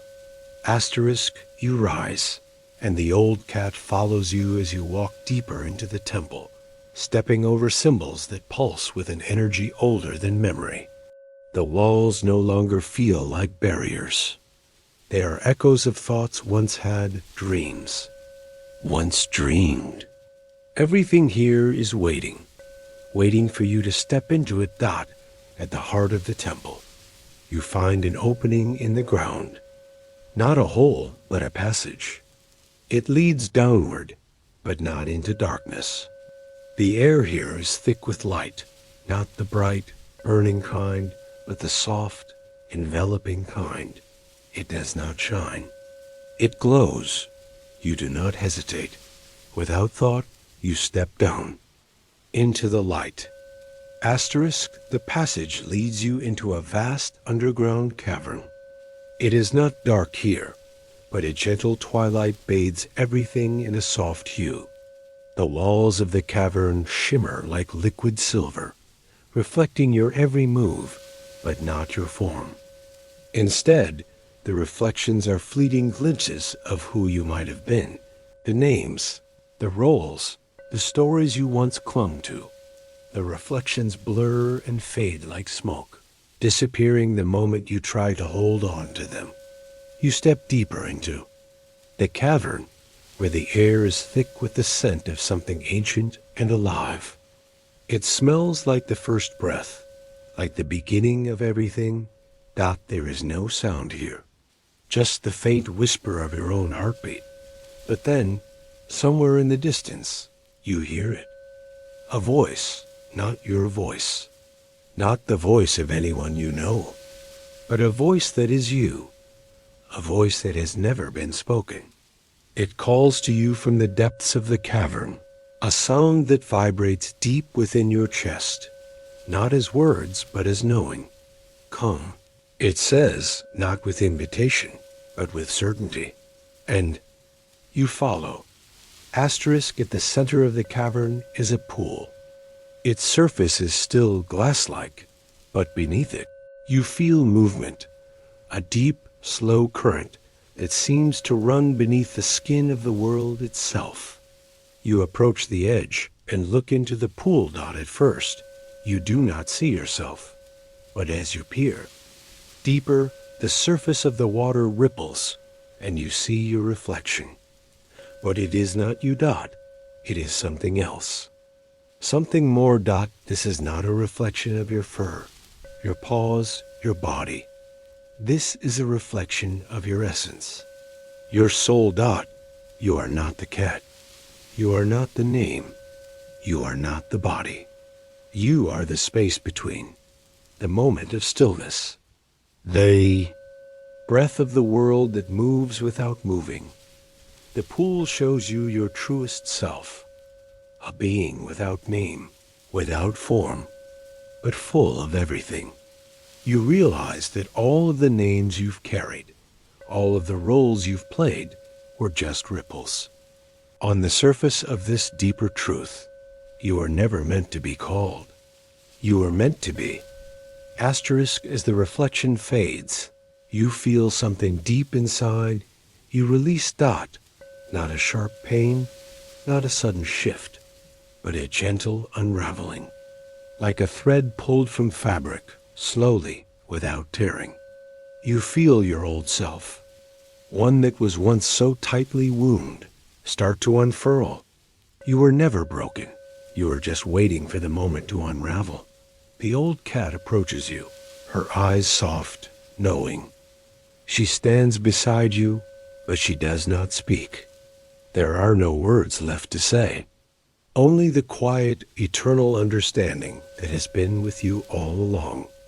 You turn away from the pool, feeling the weight of your old life slip away like fur in the wind. You feel lighter, not just in body, but in spirit. The burden of needing to prove yourself, to fit into a role, to be something you are not, it is gone. You walk away from the pool and the cavern and the temple, not as the cat who came in, but as the being who has shed all names. You walk because you have no need to go anywhere. You walk because you are the walking. And in this space, this place of forgetting, you know that you are no longer lost. You are simply here. Asterisk, the path out of the cavern leads you to a vast, open sky. It is not blue, not night, but a color beyond. Colors beyond time. The horizon stretches infinitely, yet there is no distance.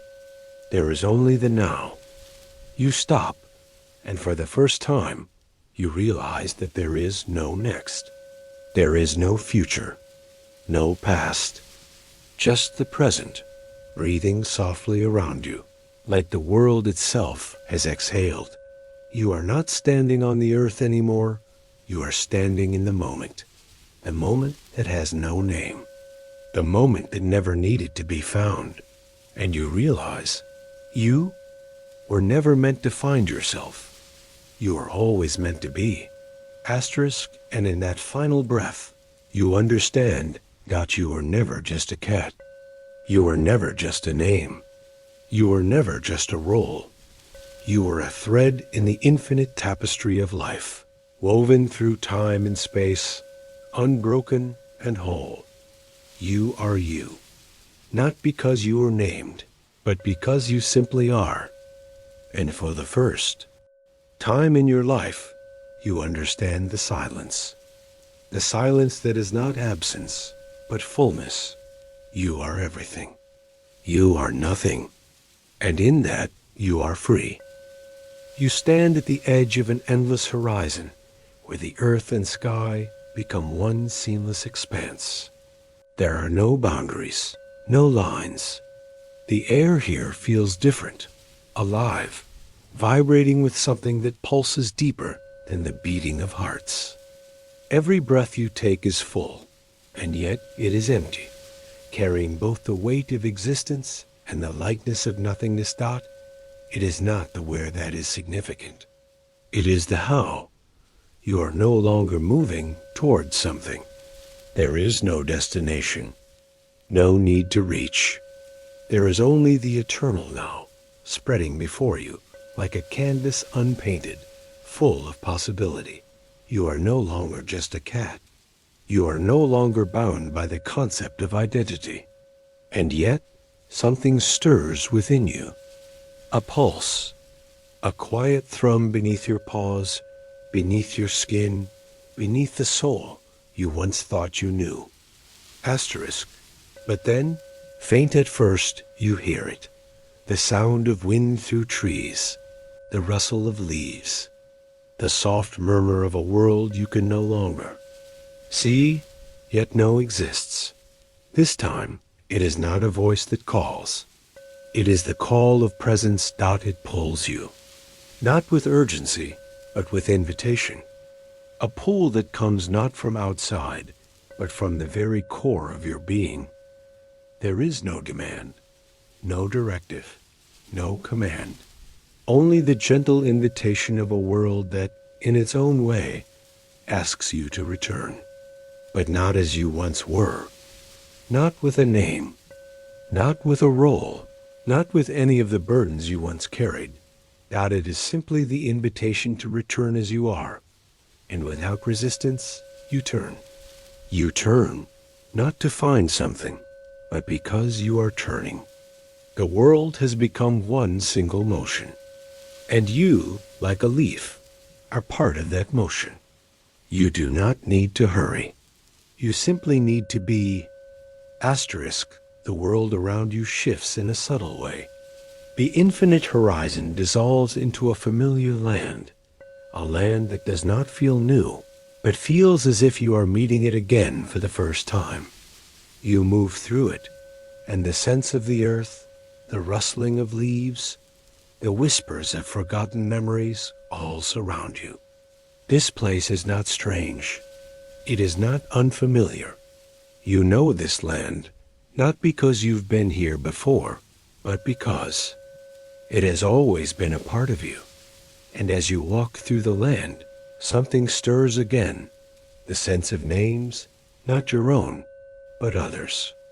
The names you once carried with you, the names of those you loved, those you feared, those you left behind.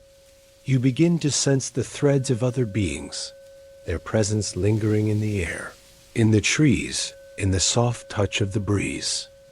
Names, once so weighty and sharp, no longer feel like burdens.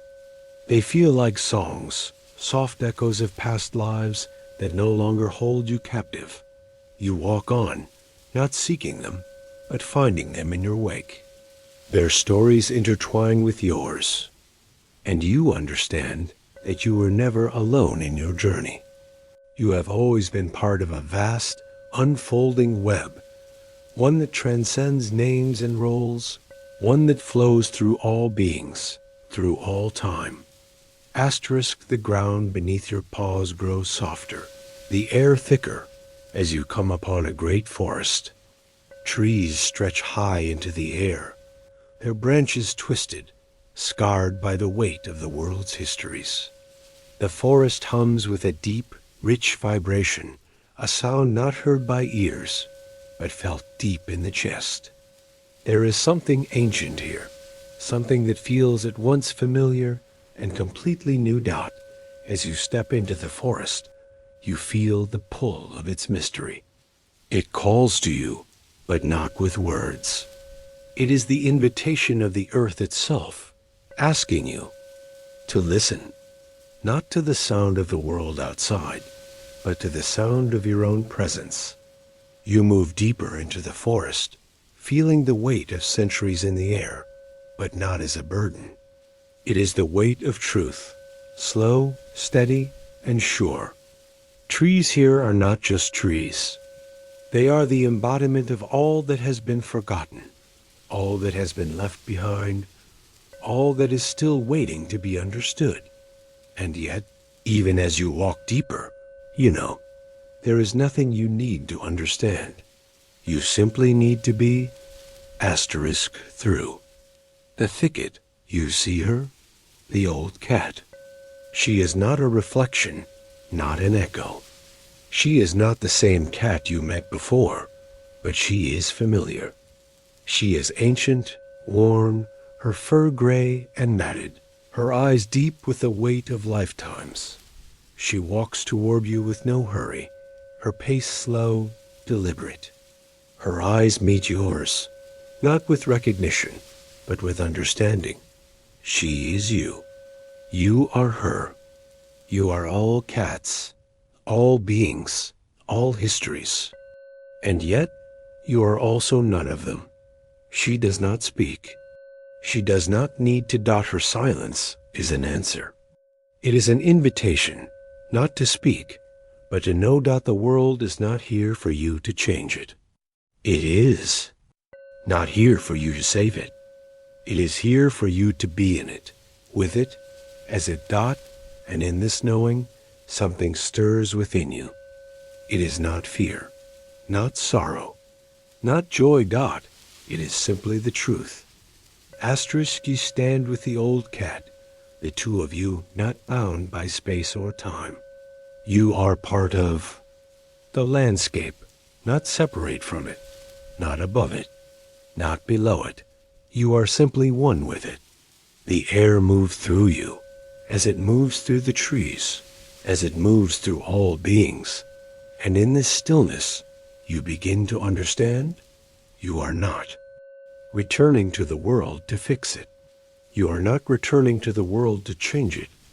You are returning to the world simply to be with it. And in that being, in that pure, unaltered presence, everything is healed. You take a step, and the old cat walks beside you. There are no more names, no more roles. No more need to be anything other than what you already are. The world does not need your story. It needs you to be present with it, to be the story itself. You do not walk towards something. You walk with everything. The sky, the earth, the wind, the trees, the stars dot, and with every step, you know, you have not left anything behind. You have simply returned to what was always there. You have returned to yourself. Asterisk, the forest opens into a vast meadow, stretching as far as the eye can see. The sky is soft, full of quiet colors, and the breeze carries the scent of the earth itself. The grass bends gently in the wind, as if it too is breathing with you. You pause at the edge of the meadow, not with the intention to enter, but because you are already here. You are not waiting for something to come. You are not hoping for something to change. You are. And that is enough. You close your eyes for a moment and breathe deeply. The breath is not yours. It is the world's. It is the cat's. It is the life that flows through everything dot. And in that moment, you understand that you have always been here. Always. Just as the world has always been you. You do not need to return. You never left. So you take the final step into the meadow, and the wind lifts your fur, and the earth hums beneath your paws. You walk with the world as it walks with you, and in this walk, there is only one thing: presence. Asterisk, asterisk.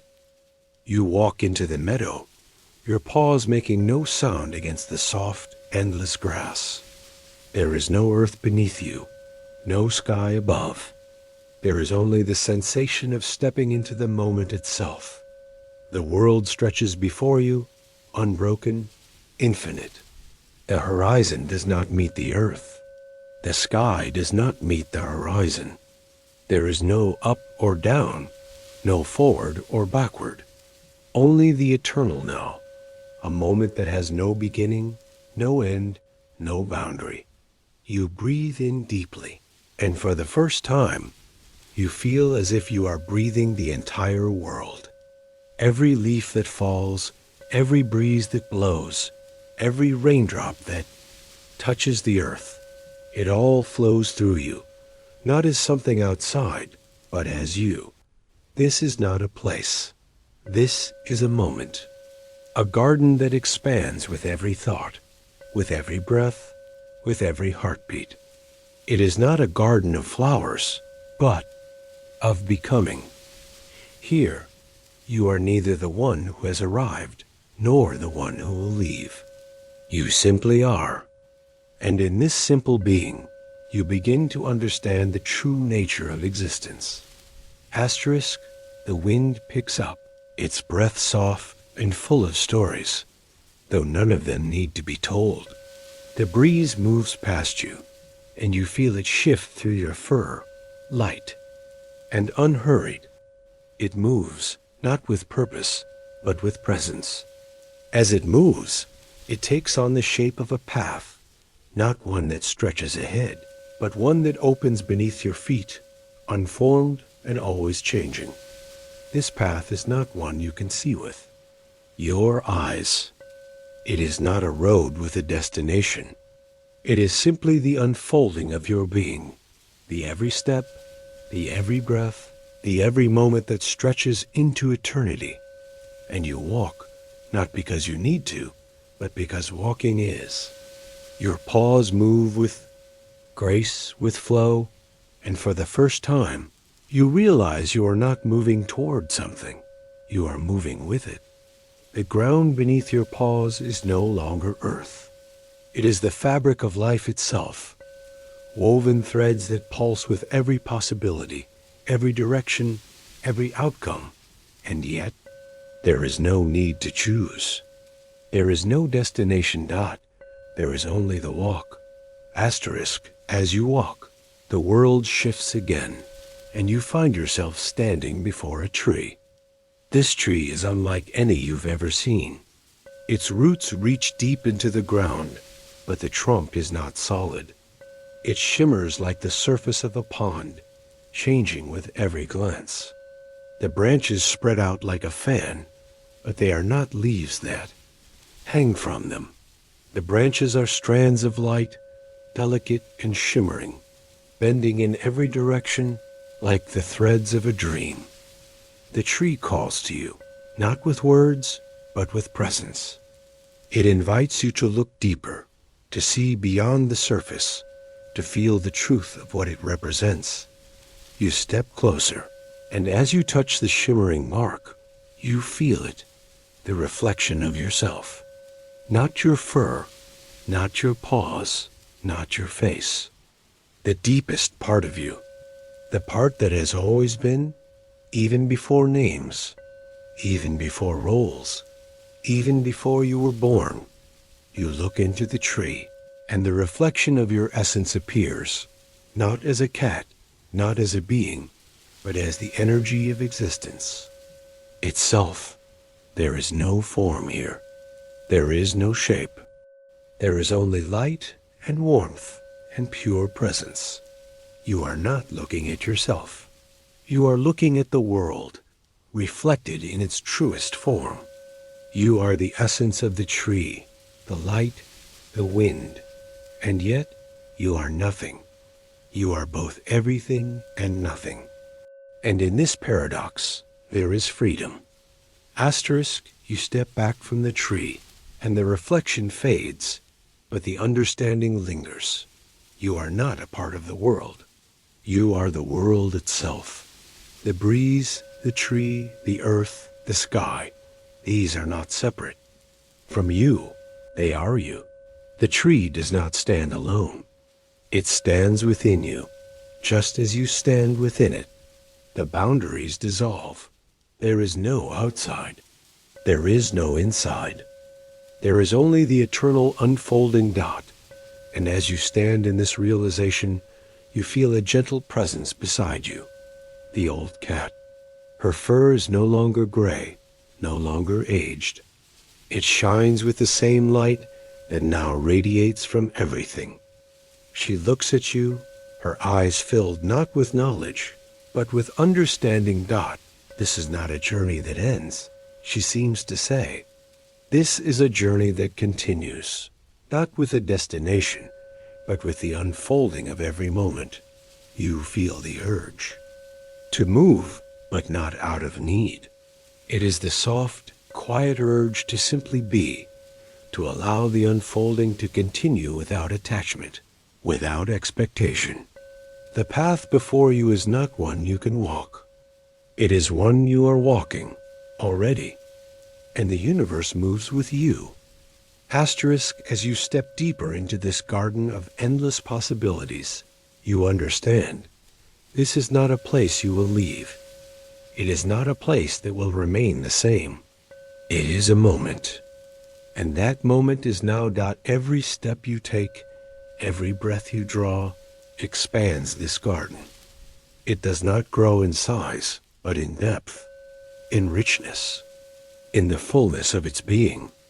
And as you walk through this garden, you understand that every moment you live is not a step toward something. It is the moment itself unfolding. The trees bend with the wind, their branches swaying in perfect harmony. The flowers that once bloomed have withered, but they are not lost. They have simply turned into the soil that nourishes the next bloom.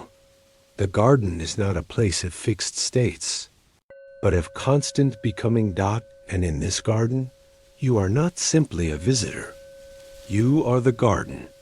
You are its essence, its life, its movement. You are the breath. You are the wind. You are the flower. You are the tree. And when you understand this, you understand that there is no destination. There is no path forward, because you have never been apart from the moment you are in. There is only this. Asterisk, you feel the soft hum of the universe in your chest. It is not a voice. It is not a sound. It is the pulse of life itself. And as you feel this pulse, you realize that you are not bound by the past nor the future. You are not bound by time nor space. You are simply here, in this moment, in this breath. You are not a journey. You are the unfolding of the journey. And in this, you understand. There is no return dot. There is only the eternal becoming, the never-ending dance of life, of being, of presence. You are not lost. You are not found. You are simply the moment that carries you dot, and with each passing breath, you find yourself, not as the cat who wandered, not as the cat who returned, but as the eternal presence that has always been. Asterisk. You stand in the endless garden, where every leaf that flutters in the breeze seems to mirror the rhythm of your breath. The path beneath your paws is not a physical road, but a tapestry of moments, stitched together from the fabric of time itself. It is not something you walk upon, but something you walk with, an extension of your own presence. The garden breathes alongside you, as if it is alive, not in the way you once thought, but in the way that everything is alive. The air around you carries the scent of something more, something beyond the earth, beyond even the sky. It smells like possibility, like the promise of something you cannot yet name, but that you know will come in its own time. You stop in your tracks, not because you need to, but because you feel something. There is movement in the distance, beneath the ever-changing sky. Not a movement of wind, nor of the trees. Something more. Something alive, something other. Your sense is alert. You feel the familiar tug of curiosity. Yet this time, it is not driven by the desire to know. It is driven by the desire to simply be in the presence of what is. As you move toward the source of this sensation, you begin to see forms emerging from the shifting horizon. They are beings, but not in the way you once understood. They are not physical bodies, not shapes or creatures bound by time or space. They are the essence of things, the very embodiment of the forces that pulse through all of life. Asterisk. The first being you encounter is a flicker of light, barely more than a pulse of energy that hovers before you. It flickers like a star, caught in the wind, shifting, changing, and expanding with each passing moment. It does not speak, yet you feel the warmth of its presence, a warmth that does not come from a source, but from the being itself. You understand instantly. This is not a form to be understood by the senses. This being is pure light. It is the force of creation, the spark that ignites the soul, the first breath of life that stirs within every being. You do not need to ask its name, for it has none. It is the pulse of the universe itself. It moves closer, and as it does, you feel it merge with your own energy. There is no separation, no boundary, no line dividing one from the other. You and this being are one, intertwined, indivisible. As you stand in this union, you understand that you are not just a witness to creation. You are creation. The light, the energy, the pulse of life itself flows through you as it flows through everything. You are not outside of the universe. You are the universe unfolding through time, unbroken, uninterrupted. Asterisk. Before you can fully absorb this truth, a gust of wind brushes past you. This wind is not like any other breeze you have felt. It is not cold or warm, gentle or harsh. It is the wind of transformation, the force that carries everything, moves everything, changes everything. It is the force that stirs the leaves, that shapes the landscape, that moves the stars through the sky. It is the invisible current of change that sweeps through all things, and you feel its presence as something deep and powerful. The wind moves. Through you, just as it moves through the trees and across the meadow. And as it does, you realize that you are not simply a part of this force. You are this force. You are change itself, unfolding with every breath, with every thought, with every moment. The wind calls to you, but not in words. It calls to you in its movement. You do not need to follow it. You simply need to be in it. You are not a being who is moved by the wind. You are the wind, moving, changing, flowing, never stagnant, never still.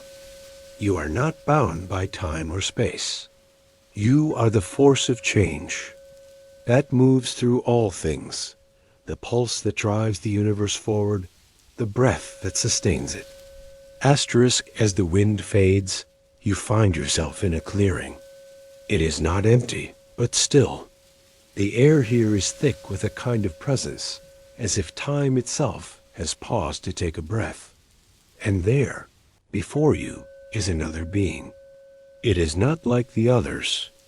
It does not flicker like light, nor swirl like wind. It is not a force, not a movement. It is simply presence. This being stands still, not because it must, but because it is. It is the embodiment of stillness, of calm, of pure being, without need to change, without need to move. It is the quiet center of the storm, the eye of the hurricane.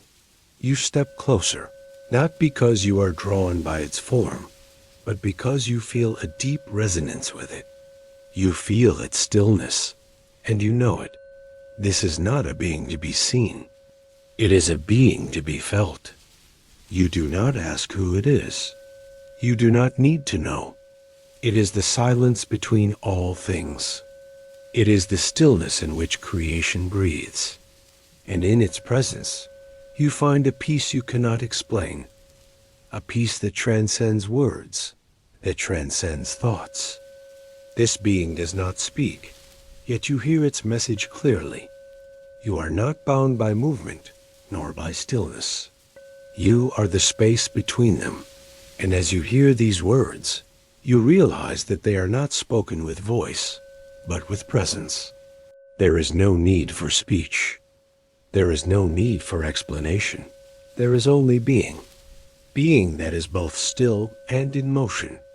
Being that is both light and dark. Being that is both change and permanence. Asterisk, the moment of stillness passes, and the world around you begins to shift once again. But this time, it shifts not as an external force, but as an internal one. The entire garden, the trees, the wind, the light, the stillness, becomes a part of you. You no longer observe it. You are it. Every breath you take, every movement you make, is an expression of the garden itself. As you look around, you begin to see other beings, not as separate from you, but as extensions of your own being. The light you felt earlier now dances in the trees. The wind you felt before now stirs the grass beneath your paws. The stillness you encountered now hums in the distance, like a song played softly on the wind. These beings are not separate from you. They are you. You understand that you are not a single cat walking alone in the garden. You are the entire garden. You are the tree, the wind, the light. You are every being that ever was, and every being that will be. You are the pulse that runs through all things, the thread that weaves the fabric of life, the breath that moves through the stars. And in this knowing, you realize there is no separation. There is no other. There is only the one, the web of life, unfolding through all beings, through all moments. You are part of this web, and the web is part of you. Asterisk, as you stand there, feeling the interwoven threads of existence wrap around you, you understand that there is no destination. There is no final goal to reach. There is no need to arrive. You have already arrived, and the journey continues, not forward, but in each moment, in each breath. In each step, the universe is not something you are moving toward. It is something you are already within. With this realization, you take a step, not toward the unknown, but into the known that has always been with you. And as you step, you know that there is no end. There is only the eternal unfolding of being. You stand at the edge of the garden now, but it is no longer just a garden. It is a doorway, a threshold, a point in the vast, endless continuum of existence.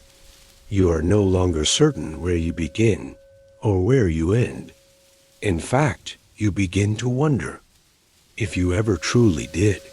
The breeze moves through the air, pulling the leaves along with it, as if they are dancing in the rhythm of some distant, eternal melody. You close your eyes and feel the pulse of life not as a single beat, but as a rhythm, a dance. The dance is not yours, and yet it is not separate from you. You are both the dancer and the dance.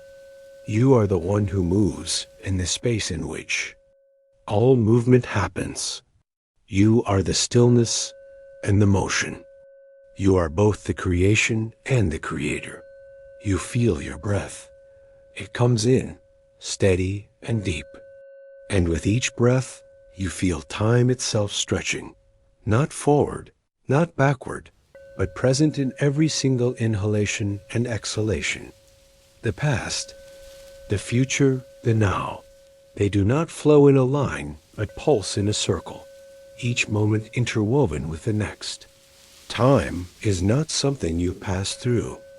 It is something that flows with you, and you with it.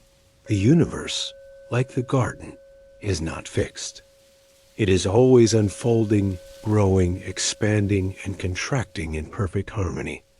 And you are part of that harmony. You are part of that flow. You are not moving toward the future, but moving with the present. You are not separate from time, from life, from the universe. You are a part of its constant dance, moving, shifting, breathing.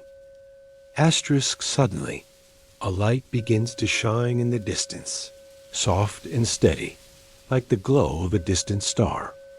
At first, it is small, a dot of light far away. But as you watch, it grows. It expands, revealing itself to be not a star at all, but a mirror floating above the ground, shimmering like a pool of liquid silver. The mirror doesn't reflect your body. It reflects your essence, the core of your being. As you approach, you see yourself not as you once were, but as you truly are, the pure energy of existence, untethered and free. Your form is not made of fur, not of flesh. It is light, it is air. It is the essence of all that is dot in this reflection. You see every moment you've ever lived, every step you've taken, every choice you've made, every breath you've drawn. And you see something else too. See all the lives that you have touched, the lives of those who walked beside you, the lives of those who crossed your path and whose names you will never know.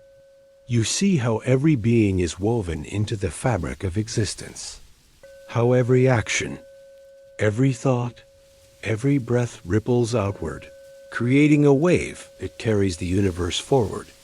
The mirror does not judge you. It simply shows you all of it, the light and the dark, the stillness and the motion, the joy and the sorrow. It shows you that there is no single moment, no single being that stands alone. Every moment is a reflection of the entire universe, and every being is a reflection of the one true source. Asterisk, as you continue to gaze into the mirror, something stirs within you. A sound, not from your ears, but from your very soul. It is a hum, a vibration that ripples through the air and into. The depths of your being. It is the sky calling to you, not as a place, not as a location. It is calling to you as the space in which all things exist. The sky is not a boundary. It is the infinite potential that holds all things. It is the vast emptiness in which the stars are born and die. It is the endless horizon that stretches beyond all perception, and you feel it, the deep, quiet yearning of all things to return to the sky, to the source, to the eternal void that holds all creation.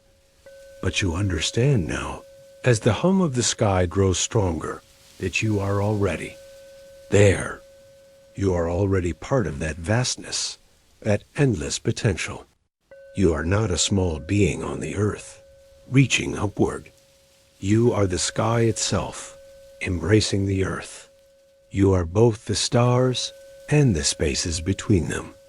The sky does not need to call you home because you have never left. The sky is not outside of you. It is within you. It is the breath you take. It is the space in which all things unfold. It is the dance that carries the universe forward. And in this realization, you feel a profound peace. There is no longing. There is no separation. You do not need to seek anything. You are already everything. Asterisk, as the hum of the sky fades, you stand in the garden, but you are no longer alone. All the beings you've met, the light, the wind, the stillness, the mirror, have gathered around you. They are not separate from you. They are not different from you. They are you. You are the flicker of light, the flow of wind, the presence of stillness, the mirror that reflects all things. You are all of it, and all of it is you. And as you stand in this perfect unity, you realize that the web of life is not just a metaphor. It is not just a concept. It is a reality. Every thread, every being, every moment is intricately woven into this vast, infinite tapestry. And you are not a strand in it. You are the weaver. You do not need to understand how the threads connect. You do not need to explain why the web exists.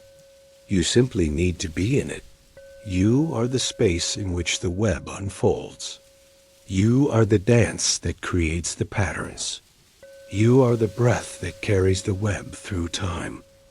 The web of life is not a thing to be measured, to be defined, to be controlled. It simply is, and you are not just a part of it. You are the entire web, unbroken and eternal, existing in every thread, in every moment.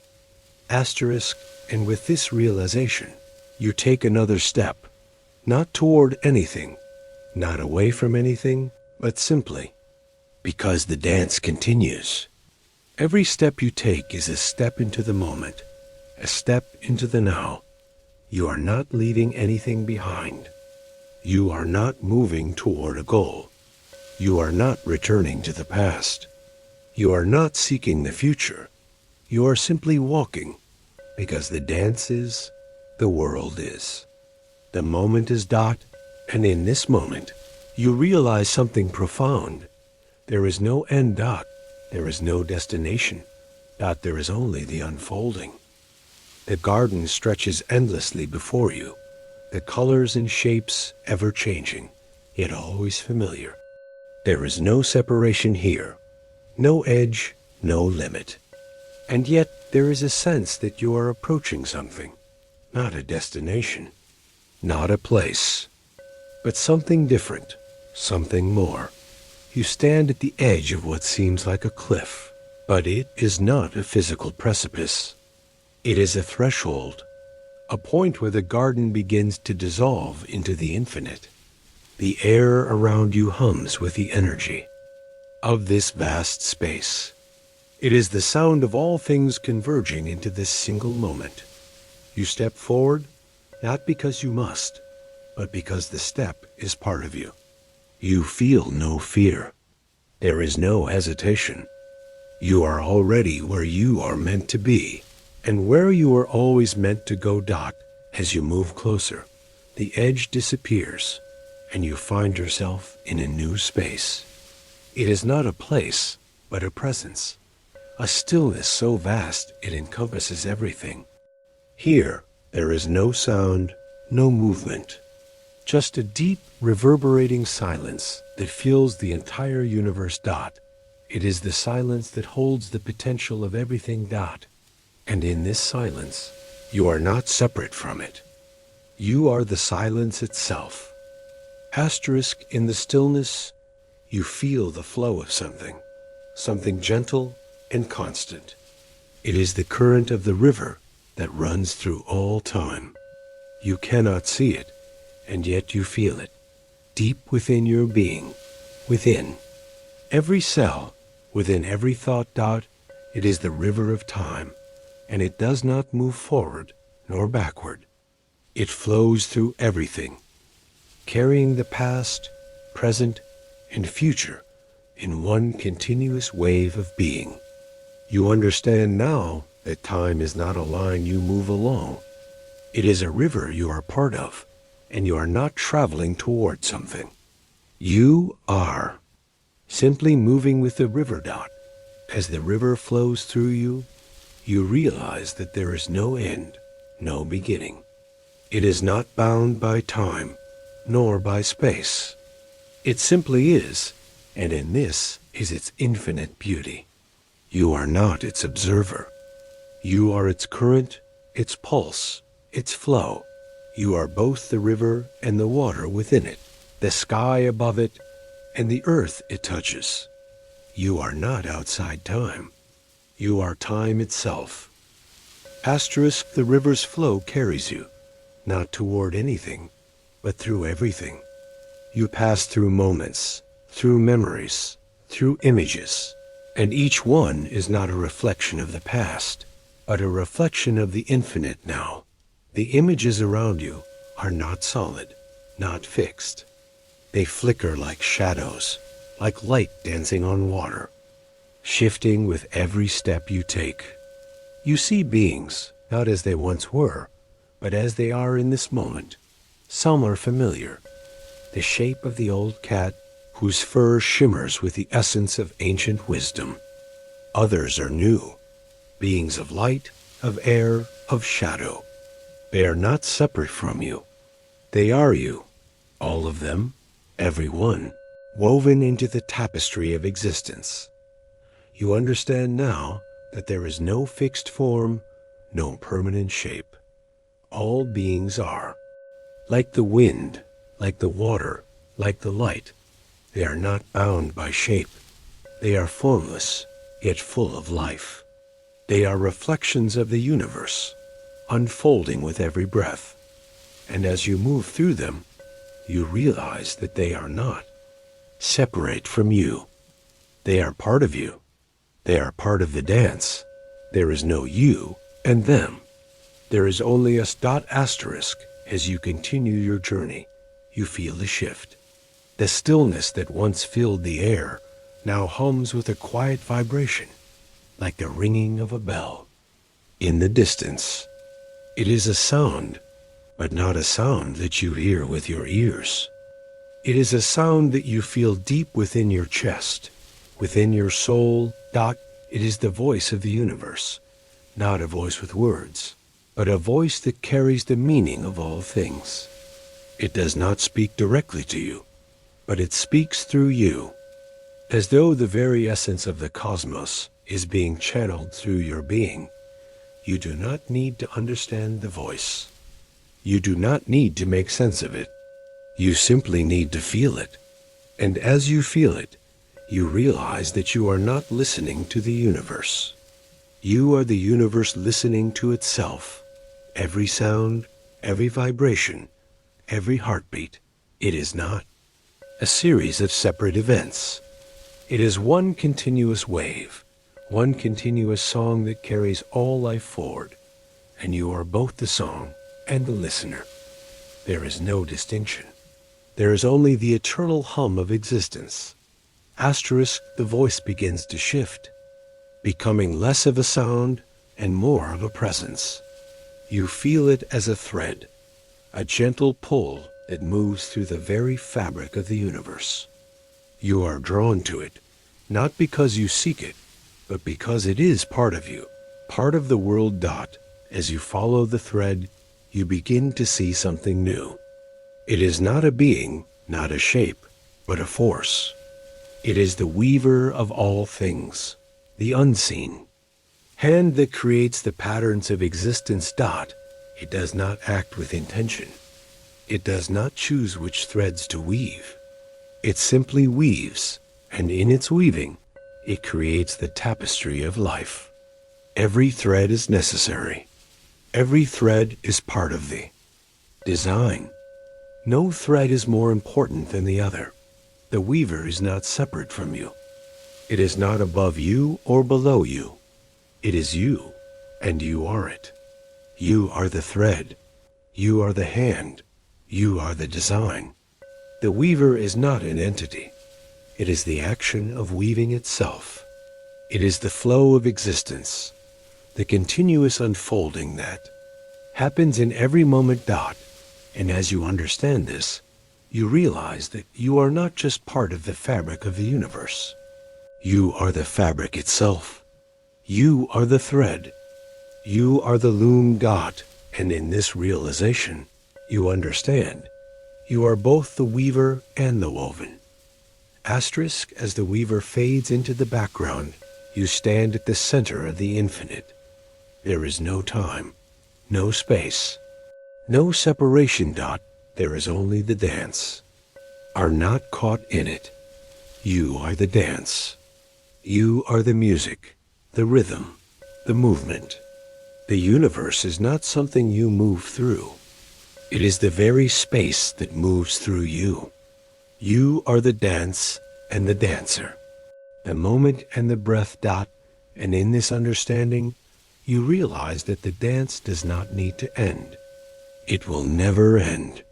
It will continue, unfolding through all beings, through all moments forever. And you are not waiting for it to begin. You are already dancing. You do not need to search for a purpose. You are the purpose. You are the reason. You are the question and the answer. You are the beginning and the end. And the dance continues, unbroken, eternal. As the dance continues, you feel the heartbeat of the universe deep within your chest.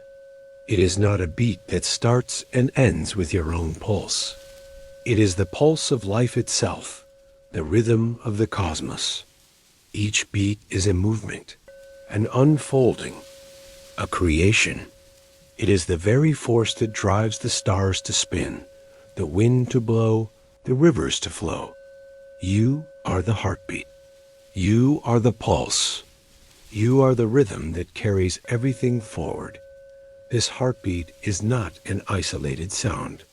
It is a song, a melody that flows through every living thing, through every moment. It is a song that is both ancient and new, both eternal and immediate. It is the song of creation, of destruction, of becoming. And you realize that you are not just hearing this heartbeat. You are the heartbeat. You are both the sound and the silence between it. You are the space that holds the rhythm, the moment, that carries it forward. Asterisk, as you stand in the stillness, you begin to see the edges of the garden shift once again. The garden, it seems, is not fixed. It is a cycle, one that continuously grows and recedes, creating and dissolving, blooming and withering. A flower appears before you, not unlike any flower you have seen before, yet utterly unfamiliar. It begins to bloom slowly, each petal unfurling with delicate precision, as though the entire universe is unfolding within it. The petals are soft, glowing with the light of distant stars. They open and the fragrance is that of an eternal spring, fresh, vibrant, full of possibility. But just as quickly, the flower begins to fade. Its petals fall, one by one, as though they have fulfilled their purpose. The bloom, once alive, now recedes into the earth, where it will rest, only to return again. You stand in the presence of this transformation. The flower has not died. It has simply shifted. It has returned to the earth to become something else, to feed the soil, to become the seed that will grow anew. There is no end to this process. The flower is not lost. It is simply part of the eternal cycle, a cycle of life, death, and rebirth. You feel a deep understanding rise within you. The flower is not the only thing that lives and dies. You, too, are part of this cycle. You are not bound by life or death. You are both. You are the bloom and the withering. You are the creation and the destruction. There is no end. There is only the eternal return, the cycle that flows without beginning or end. You are not apart from this cycle. You are this cycle. Asterisk as the flower fades, you find yourself looking up at the sky. The moon has risen, casting a silver light across the garden. It is not the moon of the night sky, but something deeper, something that reflects not the light of the sun, but the light of the soul. The moon calls to you. Its light is not just the reflection of the sun, but the reflection of everything. The reflection of all beings, all moments, all experiences. It is a mirror that shows not the outer world, but the inner world, the world of spirit and essence. You step closer to the moon, and as you do, you see your reflection in its light. But this time, it is not your physical form that appears. It is your essence, the pure energy that flows through all things. You are not just a cat. You are the moonlight, the shadows that fall beneath it, the trees that stretch toward it. You are the reflection and the reflectivity. You are both the source and the mirror. And in the light of the moon, you understand that the universe is always reflecting itself, in every moment, in every being. Every action, every thought, every breath is a reflection of the eternal cycle, the cycle of creation and destruction, of life and death, of being and non-being. And you are not separate from this. You are the reflection. You are the light. You are the moon itself. Asterisk, the moon's light begins to shift, casting shadows that grow long and deep. As you stand beneath it, you feel the pull of the river once more. It is the same river that you felt earlier, the flow of time, of life. But now it feels different. It feels as if the river is no longer moving toward something. It is moving through you like a current that carries you, but does not leave you behind. You follow the river as it winds through the garden, and as you do, you see something new. The river is not just a flow of time. It is a flow of becoming. It is the current of creation and destruction, of birth and death. It carries not just the past and future, but the present, the moment that is always unfolding. You realize that the river is not just a passage. It is a cycle. It does not flow forward, nor does it flow backward. It flows through everything, carrying all things in a continuous motion of creation, destruction, and rebirth. And you are not just a part of this river. You are the river. You are the flow that carries everything forward, a current that moves through all life. You are both the water and the shore, the beginning and the end. Asterisk, as you stand in the river's flow, you feel the rhythm of the cosmos once more. the heartbeat, the pulse that carries all things forward. The dance is not one you can separate from. It is you. You are both the dancer and the dance. You are both the music and the movement. The rhythm of creation and destruction is not something that happens to you. It is something that happens with you. It is something you are Dot, and as you step deeper into the river, you realize that the dance will never end. It will continue, forever unfolding, forever creating, forever destroying. The rhythm will go on, as will the cycle of life and death, of birth and rebirth. There is no final step, no final movement. There is only the dance, and you are part of it. You are the beginning, the middle, and the end. And in this understanding, you are free. The river of becoming, the pulse of time, and the eternal dance, all of it flows through you, yet you feel an ease now, a quiet certainty. The world no longer feels vast and distant. It feels intimate, woven with the very essence of your being. You are not outside of life. You are the life, the heart that beats, the breath that flows. Dot, as the garden fades into the distance, you feel no longing.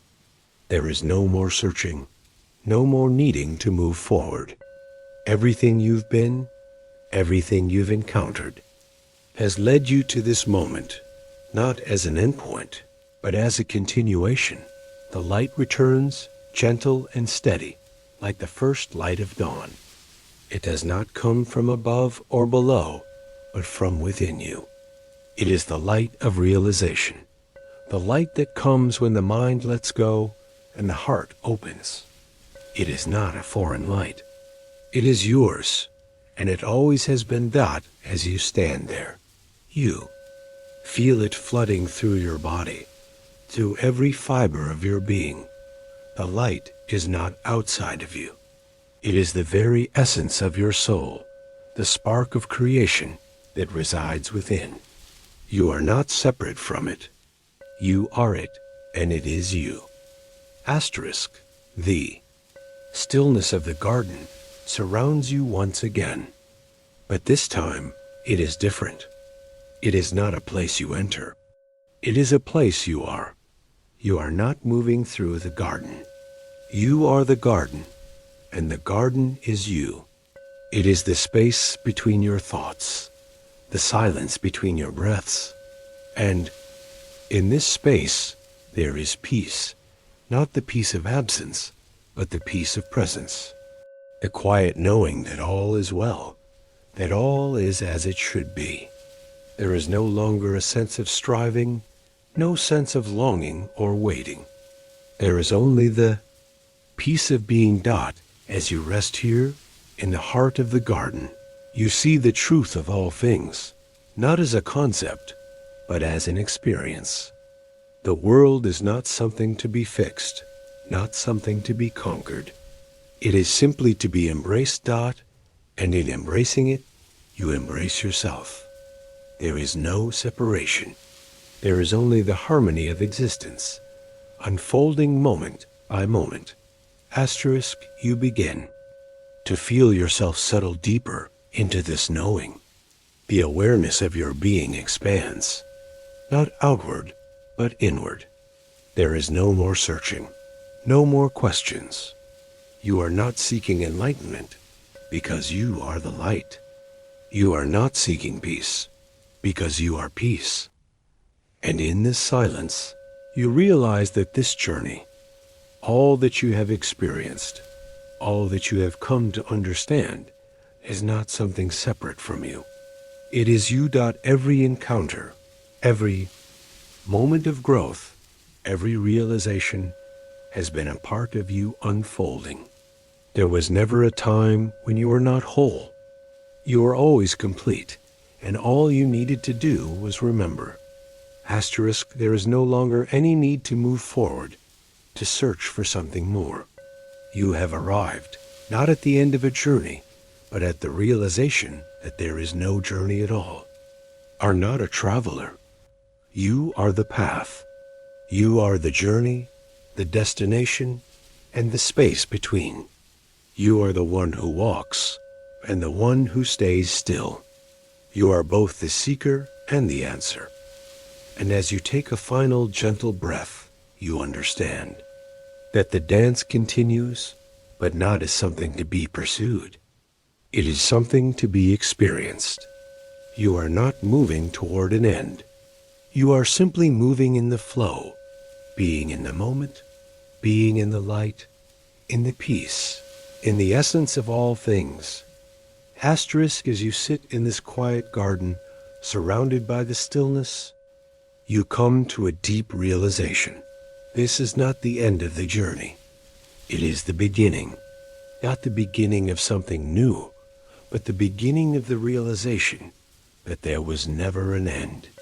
You were never separate. You were always part of the dance, part of the flow, part of the light. And now, in this moment, you are simply remembering. You no longer need to search. You no longer need to look for the answers. They were never hidden. They were always within you, always waiting to be recognized. That the universe is not something you can conquer, not something you can control. It is something you are. And in that understanding, there is peace, there is freedom, there is complete wholeness. As you sit in this stillness, you realize that there is no need for anything else. You are everything, and everything is you. Asterisk.